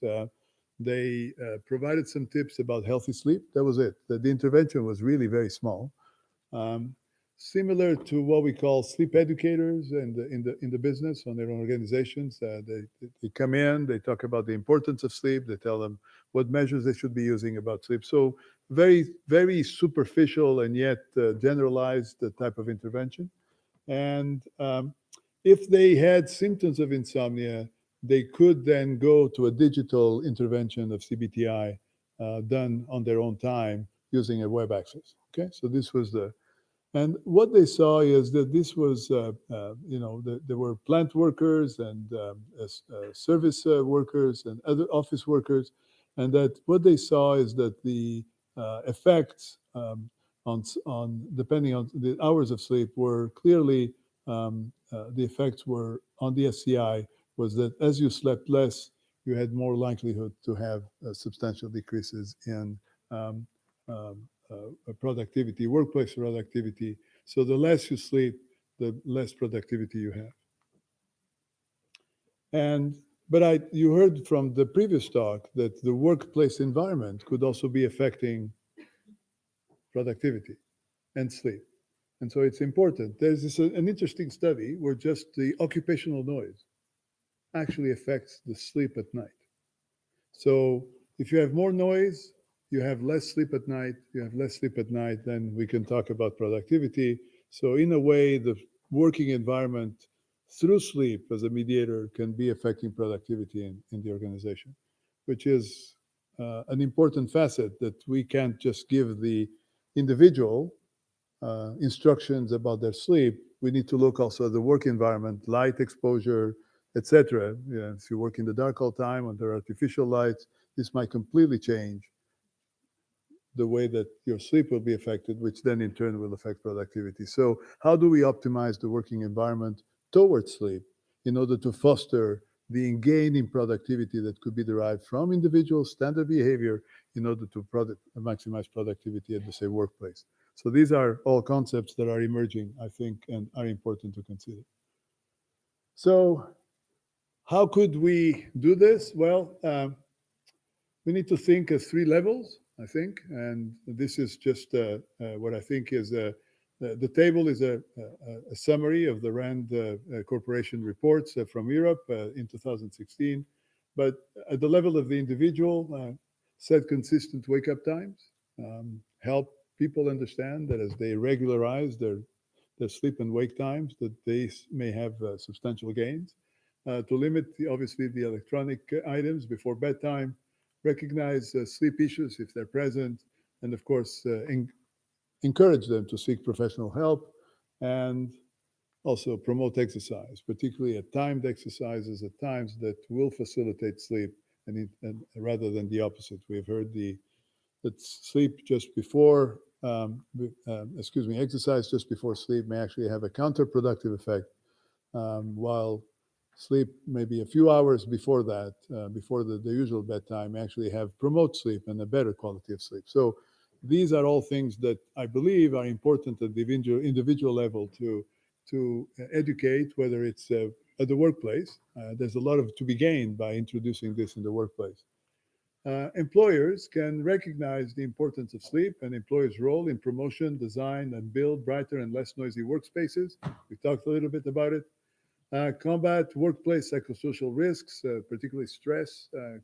The less stressful the environment, the better the sleep. The better the sleep, the better the productivity. So again, you have that element, facilitate screening of sleep disorders at work, and discourage the extended use of electronic devices.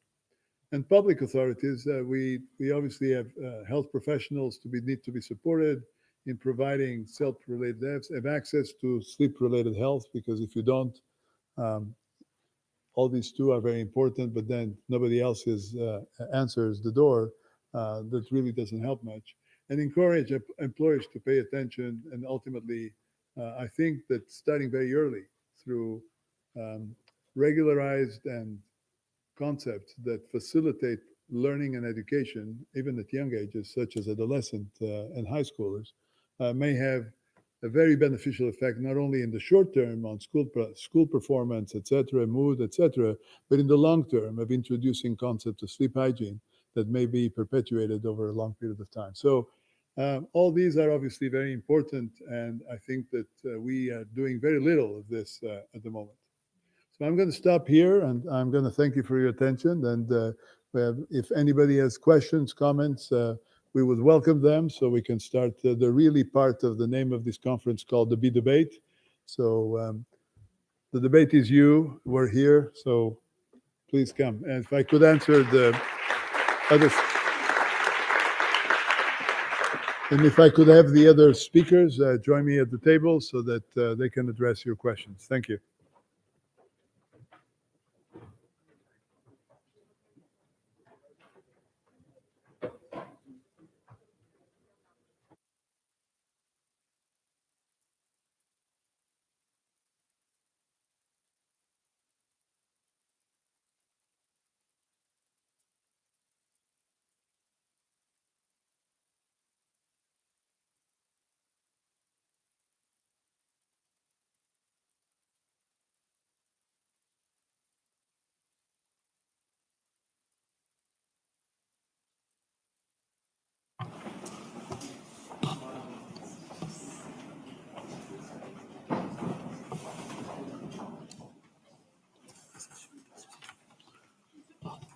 Any comments, questions, concerns?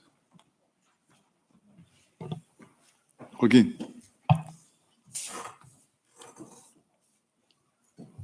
Thank you for all your presentations. And my question is mainly for you. Everyone knows that shift work is deleterious for the health. But the question is, shift work is necessary and stay here to be here. It's impossible to avoid, because everyone wants people working in the hospital, fresh fruit, fresh bread, etc. So what should be the best shift work? Because for people who work at night, who have shift work, there is different possibilities of shift works. But really, under the science, what is the best, from your opinion? Can anybody respond?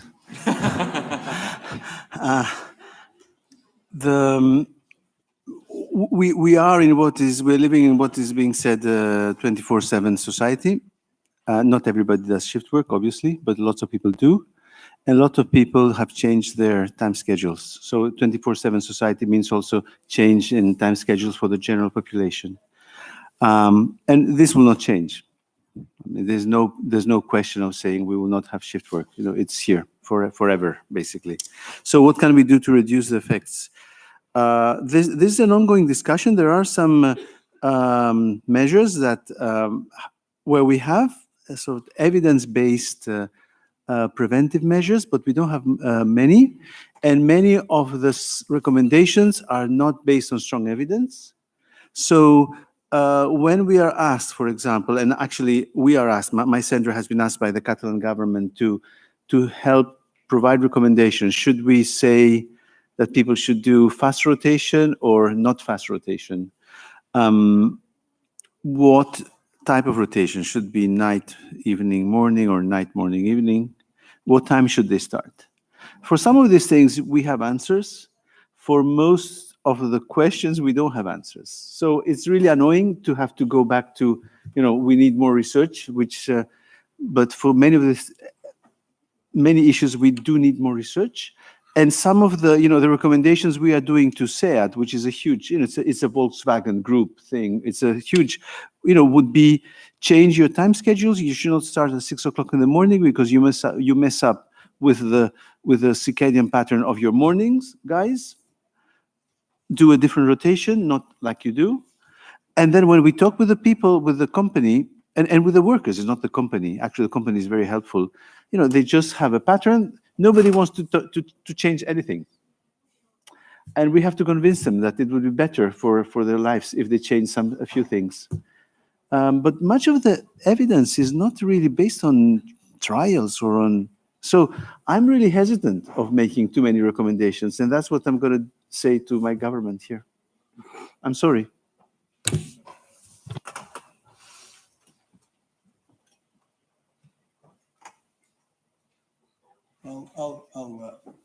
I'll bring maybe a little different question. I think, Joaquin, that you left some questions regarding what should we do when you have a patient with sleep apnea that is diagnosed. And so there are two elements. One is related to driving in general, then professional driving. And the third one is the occasional professional driver, which we're seeing increasingly, particularly in metropolitan or urban areas with Uber and similar, where people are working extra shift or extra work or extra hours in order to round up their income. And yet these individuals obviously are also may increase the risk. So is there a set of policies that you would recommend for individuals where the ability to measure sleepiness or to measure driving or to measure anything else, and how would you go about this? Because it's good to ask questions, but any regulatory agency will come to you and say, you tell me what to do, not the other way around. You tell me what should be the approach, and we will then decide whether it's factually possible to conduct this type of approach, or whether it's too costly and therefore X number of lives equal X number of dollars relative to the cost of taxpayers, it may not be worthwhile. In fact, we don't have good tests for have a good measurement of the sleepiness. Neither subjective tests, neither objective tests, because reality is the MSLT don't detect in a appropriate way the people who are going to suffer accidents. So you look France, for instance, the idea of France is to perform MSLT to all over driver in France. That is completely impossible, absolutely unreal. So for my opinion, I am worried because you look the new regulation rest a lot about the professional, about the sleep professional. So we have balance in a very careful way because we are going to have the most of a responsibility about it. So for the reason I am worried, because all the examples I put in my last slide, I have to face the time and time. And I'm not the best answer about it.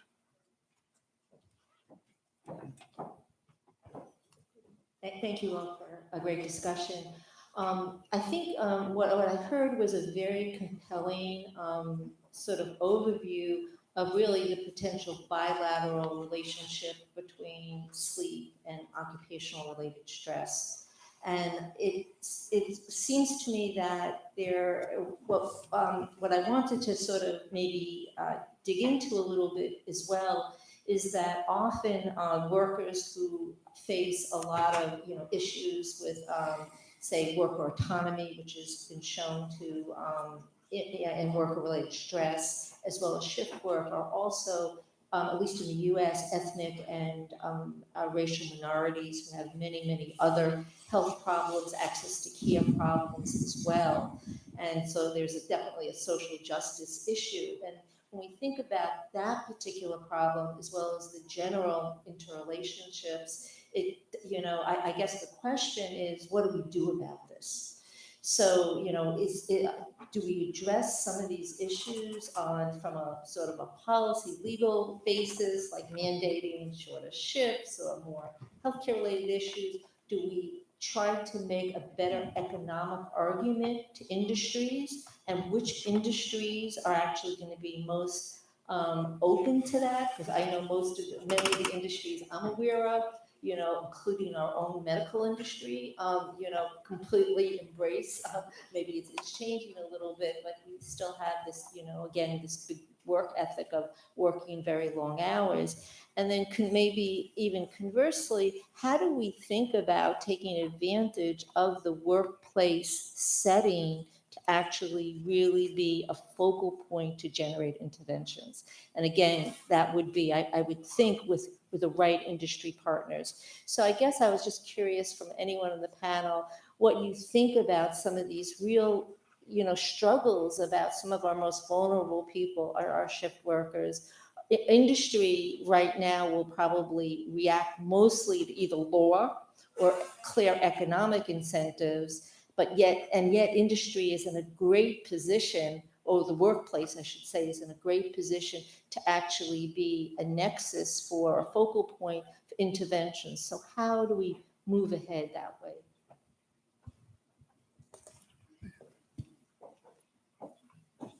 Yeah, these are very, very important points. Many of the issues related to work organization and sleep, stress, and health affect practically all type of industries and all type of employed people, like working hours. They affect more some, but they affect actually, it's cross-cutting issue. But they do affect, obviously there are inequalities, they do affect more low-income occupations, but it is an issue also for high-income occupations. And so the issue of long working hours, it's very clear that it has health effects. And how do we change it? I mean, this is, it's just bypasses, I guess, our capacities. I mean, we can indicate that the issues of health. The economy goes as it goes. The contracts we have now, 0-hour contracts, which is massive. I'm not talking about countries, newly developing countries. I'm talking about Germany, UK, where you have people with, that will work in ways that, my generation has never worked. We had very secure works, and they don't. They're not paid for the weekends. So I don't know how you deal with it. I guess there have to be more general changes in the society. So that's one issue, that we have to have these more general issues that. But then we can do other changes. As you say, there are clearly inequalities. They affect differently minorities. They affect differently immigrants. And we should be intervening, in countries that have money and have welfare states. They should be intervening. I mean, everybody should be intervening. I mean, these are the countries that you can intervene more efficiently. And all the issues of work organization stress are well evaluated issues. So we know how to intervene. We know how to look at sexual harassment. I mean, this is coming again and again, and much more stronger now, obviously. We know a lot of things. How do we do it? I don't know. These are also wider changes, but we have done lots of things already in the occupational environment. It has nothing to do in many aspects with how it was in the 1970s. But other aspects have gone worse. Employment patterns are going, very, very poorly for new generations. Can you comment? Yeah, David should comment. Yeah, sure. Well, I was going to make a little switch to Oliver, and maybe how would technological solutions in the workplace enable a better interface informative decisions, not necessarily imposing decisions, but more of informing both the worker, the manager, every one of the levels of the production line, if you wish, at the workplace. How would they inform and alert to risk?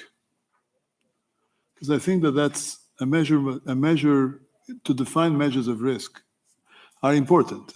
In a company, if productivity is at stake because you start elevating the risk, whether it's because of accidents, because of liability, because of reduced productivity at a certain level, because of absenteeism, because of whatever, faulty product, etc.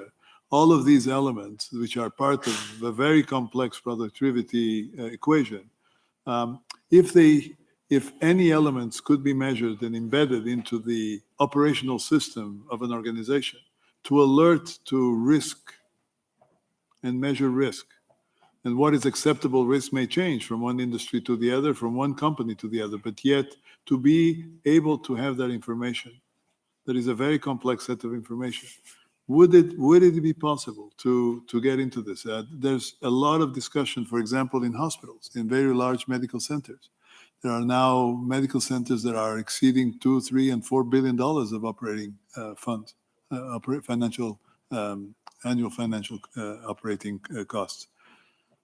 These organizations clearly have a very high burnout of personnel, and the issues of the National Academy of Medicine, as along with many other societies in the United States, has brought in an alert to the fact that many health professions are at risk of burnout and people abandoning, with huge costs to society, huge costs to the industry, huge costs to productivity, etc. It is estimated, for example, that a loss of an intensive care physician, a very high demand for intensive care physicians, and yes, the loss of a single individual like this would cost around $2 to $3 million to replace. So these are things that talk to people that are supposed to produce and generate profits, and therefore that if sleep, as many other factors, could be embedded into the risk assessment. So maybe we need to use technology or to use approaches that are novel and disruptive in the workplace. And how would you go, or not you probably, but Telefonica, Google X, and the other disruptors, if you wish, or at least the wish to disrupt the workplace. How would you go about proposing solutions? Okay. I think it can help, and I think there are two ways in which I would see technology helping here. The one side is maybe the more obvious side, where you can get a better idea of what is going on. You understand better what is happening with the individual or in the workplace. So with the individual, one of the things that we know is the mobile phone is it's often the first thing you look at every day and the last thing you look at every day. So you can actually get a pretty good handle on sleep patterns just through people's use of the mobile phone. So you can understand something through that. As sensor technology increases and improves and just gets cheaper, you can put more of that into different workplaces, and you can use that to understand what is really going on with the worker. How productive are they being in any given moment?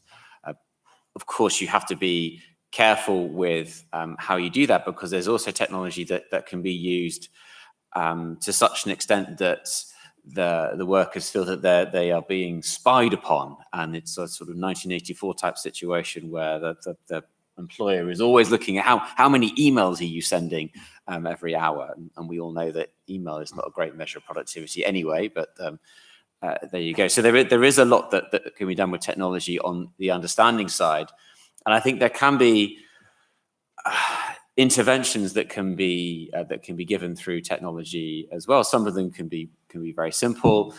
It might just be reminding you that this is the fifth day in a row that it looks like you're working late. Maybe you should go home now, or now it's time to stop your using your phone. Sometimes you could have your phone turning off or in grayscale. Some of the things that Google started to introduce, Apple started to introduce. So I think there are different types of interventions that technology can deliver and allows that to be easier. And it should allow the easier integration of what you as the individual can do and maybe what you as what the employer can do as well. But technology is never enough. It's not going, even on understanding whether something is going wrong or on the intervention side. And I think that example of businesses spying on their employees just shows how you have to understand what's important to individuals and what's important to businesses, and really try and play to that and offer them something for that. And I think it's never enough to just look at one aspect of it. So you can try and appeal to SEAT, for instance, and say this could really appeal to your bottom line. But then actually, if you haven't understood what the workers' challenges are and what's important to them, then it's not going to work. You're going to fail. So your technology alone is never enough. You have to understand the real needs of the different stakeholders and work to that. And I do think, just thinking back to my sort of public health days, it will take lots of different types of interventions working in concert. And when you work in public health, it always feels at any given moment in time like it's not working and it's kind of despairing. But if you take a longer term perspective, then you can feel a lot better about things. And when I worked in the Cabinet Office in the UK, my boss at the time is a guy called Jeff Mulgan, who now heads up Nesta in the UK, always used to say that governments always overestimate what they can do in the short term, but they underestimate what they can do in the long term, and they never quite think long term enough, which is a political problem that many countries share. So I think there is a lot that technology can do, but it won't be enough on its own.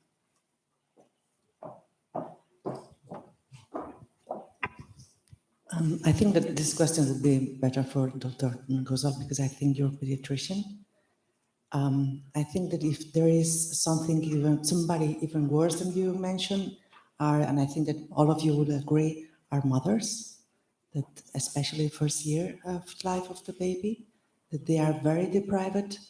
And I don't know how socially we can help them to raise their children when sometimes they can sleep maybe 4 or 5 hours in half hours time and moments.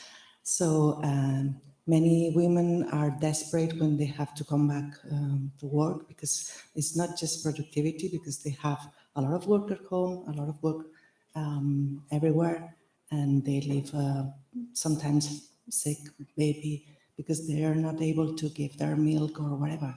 So talking about sleep economics, talking about children health, do you think it would be interesting to have some protection for mothers to have more longer or shorter working hours, or special protection, not just for having higher production, but also having higher health for the children? Thank you. Well, the question is complicated by the fact of regulations in each country. There are huge differences, as you know, between maternity leaves in the North United States, for example, and in Europe. And even in Europe, there are very large differences as to who is entitled to maternity leave or parental leave. If you go to Scandinavian countries, both father and mother are entitled to take on time, and they can alternate. These are usually more extended, up to 9 months with paid leave. So there are very, very complex systems, each of them with its own rationale for what constitutes the appropriate parental leave related to the birth of an infant. So that's issue number one. I think that the issue number two that really relates is to what extent the impact of maternity as a whole on productivity, on the economics of having children. That's been quite well studied. Surprising enough, countries have viewed both what it called the immediate loss of productivity associated with the long-term increases in productivity related to having more children come into the workforce with a long-term investment. So the economics of time and effort are different, but nonetheless, in the short term, for a politician, of course, you would like to abolish. If you are the CEO of a company, you don't want anybody to have babies. You want them to all work, as at maximum capacity. That would be almost the inevitable paradox, right? We all know that this is not going to happen, but nonetheless, it is a tempting proposition when you have to increase productivity. And yet, at the end, in the long term, there will be increases in productivity if your population increases. So, and the GDP will increase accordingly.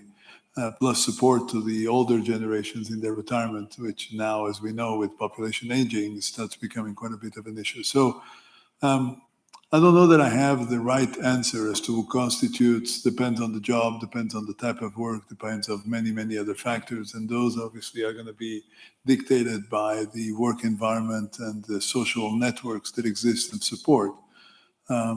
Many companies have opted to bring babies or infants to the workplace, where there are opportunities for extended taking care of the baby in order to facilitate hospitals and many other places that have night shifts have created 24 hours around the clock babysitting services or daycare services, night care services in many cases. So I think that these are solutions that are innovative and maybe reflect to a certain extent the increased importance of recognizing the work environment as yet another proposition of the continuum of life and sustainability, right? And so I don't know that I have a right answer for you, because I think that there are many aspects. You could also think of the impact of the pregnancy itself on sleep. And there's obviously quite a bit of interest that even during times that you're still working and the baby is not yet born, yet there are huge changes in sleep structure, sleep architecture, some additional elements and so forth, that both could adversely impact on the baby, but at the same time can adversely impact on productivity and so forth. And so I think that it's a very complex question that I don't know that I have really that has been tackled as you are bringing it as on the surface, but nonetheless one that certainly merits attention, as much attention as any other facet, particularly because of the unique susceptibility of those periods in the workspace. Can I? Absolutely. I think the regulation will help. I think it provides a baseline. I don't know whether it's a bigger challenge, but to me, it seems that the bigger challenge is actually the expectation on mothers, on what it is to be a mother, and how you are supposed to love it all the time. And it's always wonderful, and there's never any problems, and I think that can provide, for some mothers, a real source of guilt, which leads them to, no matter what the regulations are, feel that they can never quite take full advantage of them. And you can see that happening in some instances. And in many ways, the greater equality that we're striving for with more women in work is almost ratcheting up that expectation, because there's an expectation that you're supposed to be, a good worker and still be equally good and be able to do everything that you would have done as a mother if you weren't working, and there's kind of no understanding of the trade-offs of time. So I think that a bigger challenge is the social norms and the expectations on mothers, almost regardless of the regulations. Regulations can help because they can send a signal of what the norm should be, but in and of themselves, I don't think that they're going to be enough. So I think there is still a really deeply seated challenge there. Okay, so is a comment that probably is for all of you. So one is that I see that clearly the economic impact of this poor sleep is clear. So it seems that from the motor vehicle accidents through the economic impact, for our performance, etc., it's very clear. And then I hear Dr. Kojevinas that said that the patients or the subjects in the population are not that interested. So we found the cause of the problem. The administration will be very happy probably to intervene, as probably Joaquin, is trying to help with the government, etc. But then when we go to the public, they are not interested in those changes. So how we can fill this gap? That's kind of my question. Because probably this is the problem. We need to go the other way around. to ask the patients or the subjects or the population what they need, to overcome this problem. Okay, this is also related with what you mentioned about prevention measures. And, I should have started my response to you, and it goes also that if you get a good chronobiologist, they can fix you, basically. Even if you do a quick rotation, nurses that do 3 nights 1 week, 2 nights the next week, so they can fix it. The issue is the scheme for fixing, I mean, getting your lowest temperature, at the time when you're sleeping, this type of thing. Is that it doesn't work in a society level. You can do a personal scheme where you get light baths different times of the evening, you take melatonin different times, you do just a very, very personalized scheme. These things don't work if you talk about the society at large. You have to do, the messages and the measures we have to take for prevention have to be much wider. There is an issue of personalized prevention, which is fine, but we really know that basically if you want to make a change, they have to be or structural or much more general measures. We have to lower smoking all over in the society if you want to get a specific individual to quit smoking. And if we don't get it down, it's much more difficult to get it. So the same goes for everything. We can do it. But I don't think it will go through really very, very targeted. If we go individual targeted things, we will not manage. It's part of the whole thing, but we have to get much more societal measures, I think, to get the prevention for everything that we have been discussing in this table. Does this answer your question? Yeah, sure. I think it's the same as we did with the exercise, etc. So it's a process.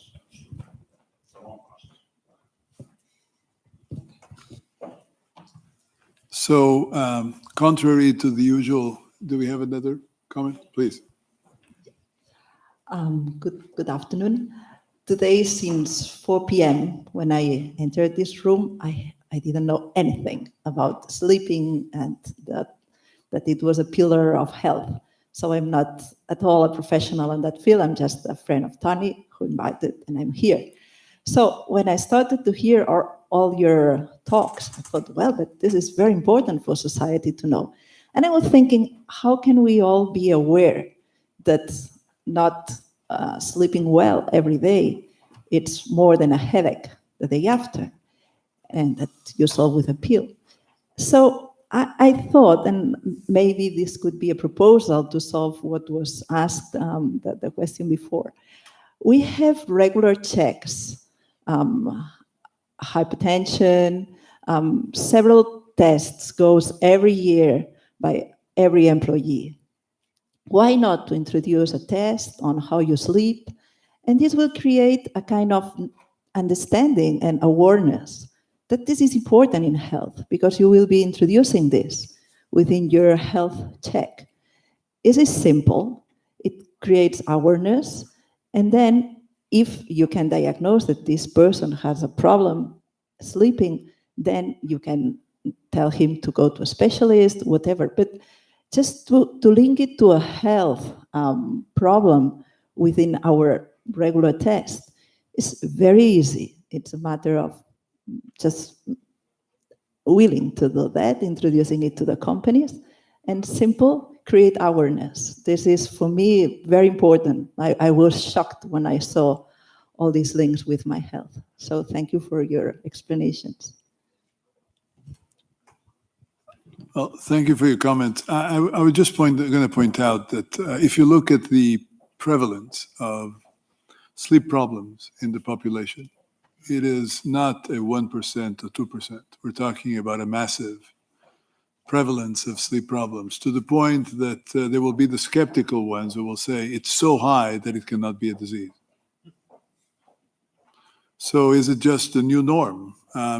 Skepticals can come to this. And the costs are prohibitive because, yes, a screening process by a questionnaire or a simple tool or answer your app while you're doing your health check may seem a very trivial thing.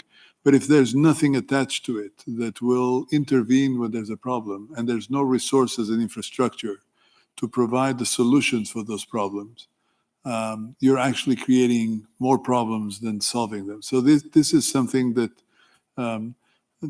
that we should be reminiscing, that that's one of the major issues of why potentially there's been so much reluctance at at any of the levels of authority, whether it's government, whether it's employers or anybody else, of insurance companies, etc., to address the issues of sleep, knowing that you're sitting on the tip of a very large underwater iceberg for which you may have no solutions or so costly solutions that it's almost impossible to implement. So that's point number one that I wanted to bring up. Not because the second one is there's no doubt that education takes different forms, and I think that we're seeing a certain an increase, clearly an interest at the level of industry to bring individuals and talk about sleep. So the issue of education of the employee, of the workforce on sleep issues as part of healthy sleep, not as part of do you have a problem, but what it means to anybody to have a healthy sleep pattern and how to go about promoting healthy sleep. So it's a little bit of a reversal of the glove, if you wish, rather than look for problems, how to educate individuals towards healthy sleep.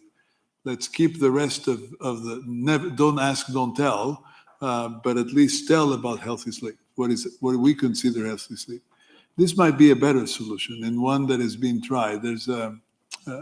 I've had the opportunity to meet with the CEO of Procter & Gamble, a very large company in the United States. They've introduced over the last 3 years now a whole program to their employees of healthy sleep education. And we have looked at certain productivity measures, which have been interested. They don't publish them. They keep it because obviously it's a very competitive field.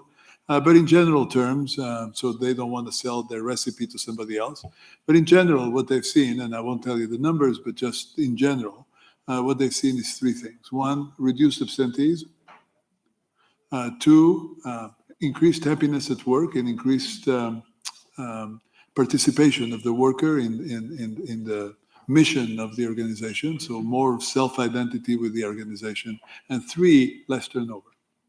So these are all 3 very important metrics of productivity. You have a stable workforce rather than one that turns over, one that people are happier, supposedly, and they show up for work. It doesn't mean that their work is better or whatever. I don't know these numbers, and they're looking at this. But this I think, is in a way trying to answer a little bit. Is it implementable across the board? Probably yes. So we're all going to change our profession, and we're going to become all industry sleep educators. This might be another way of. But it may seem facetious, but I think that those are probably some degree of solutions, and then bringing technology along with this individual interaction of a teacher or an educator with the workforce, bringing technology to support as an adjunct might be yet another facet that would facilitate that process. So this is why we're having these debates, because I think that it's important to start thinking outside the box. And if the people won't come to the physician, maybe the sleep health professional, maybe the sleep health professional needs to go to the workforce. That I think might be another way to look at it. I would be more provocative, actually, than that. Please do, absolutely. The truth is, we are just not as rational as we like to think we are. The you that is a thinking you that makes decisions every day is the rational you that you know and love. There's also a big part of you that is just not rational, and you do things without thinking, and they're habitual. If you were that rational all the time, it would be enough that you knew that smoking was really unhealthy. And if you were still smoking, then you would be making a rational choice that I don't mind getting lung cancer later because I'm really enjoying nicotine now. And okay, you can say smoking there's a really long feedback because it's a long time before you see anything. But probably most of us had the experience of having a hangover and saying, oh, I'll never drink again. And then maybe a few days later you drink. So we get feedback quite often on things that we do that maybe aren't that healthy for us, and not sleeping enough is perhaps one of those. But information is never enough. It's part of it. I'm not saying it's not part of it, because information is the bit that gives your rational brain the chance to say, okay, I need to do something about this.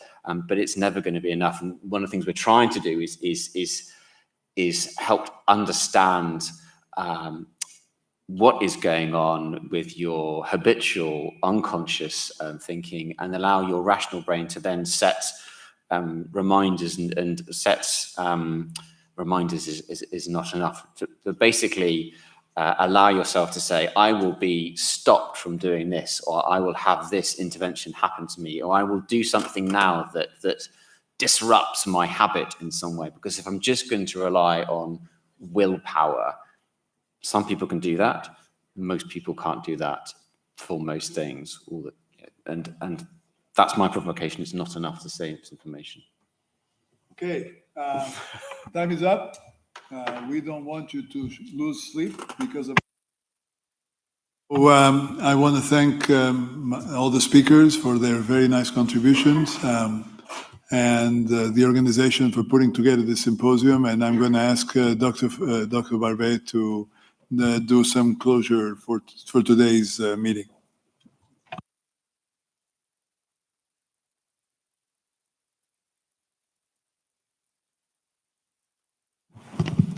Well, one final message before to go to the hotel, to go home. One of the outputs of the debate is to write and to sign a manifesto promoting sleep as the fourth pillar of health. So we have written a draft that we submit to your consideration. Every one of you can write and propose changes. It's like a decalogue that at the end of the debate, we will submit to the media. You can find,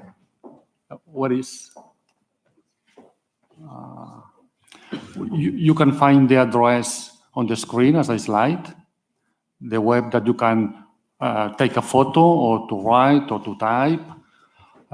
Tomorrow also we will give you again this information, this address, and please, it's only one page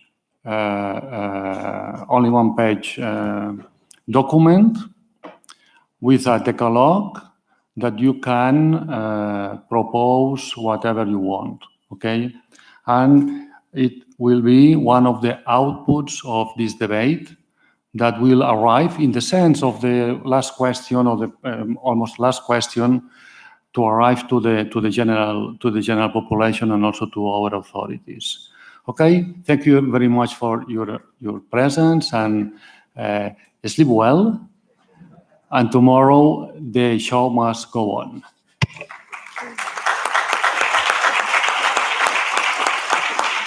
Just one final announcement. The bus for the speakers will come at 6:30 at the door.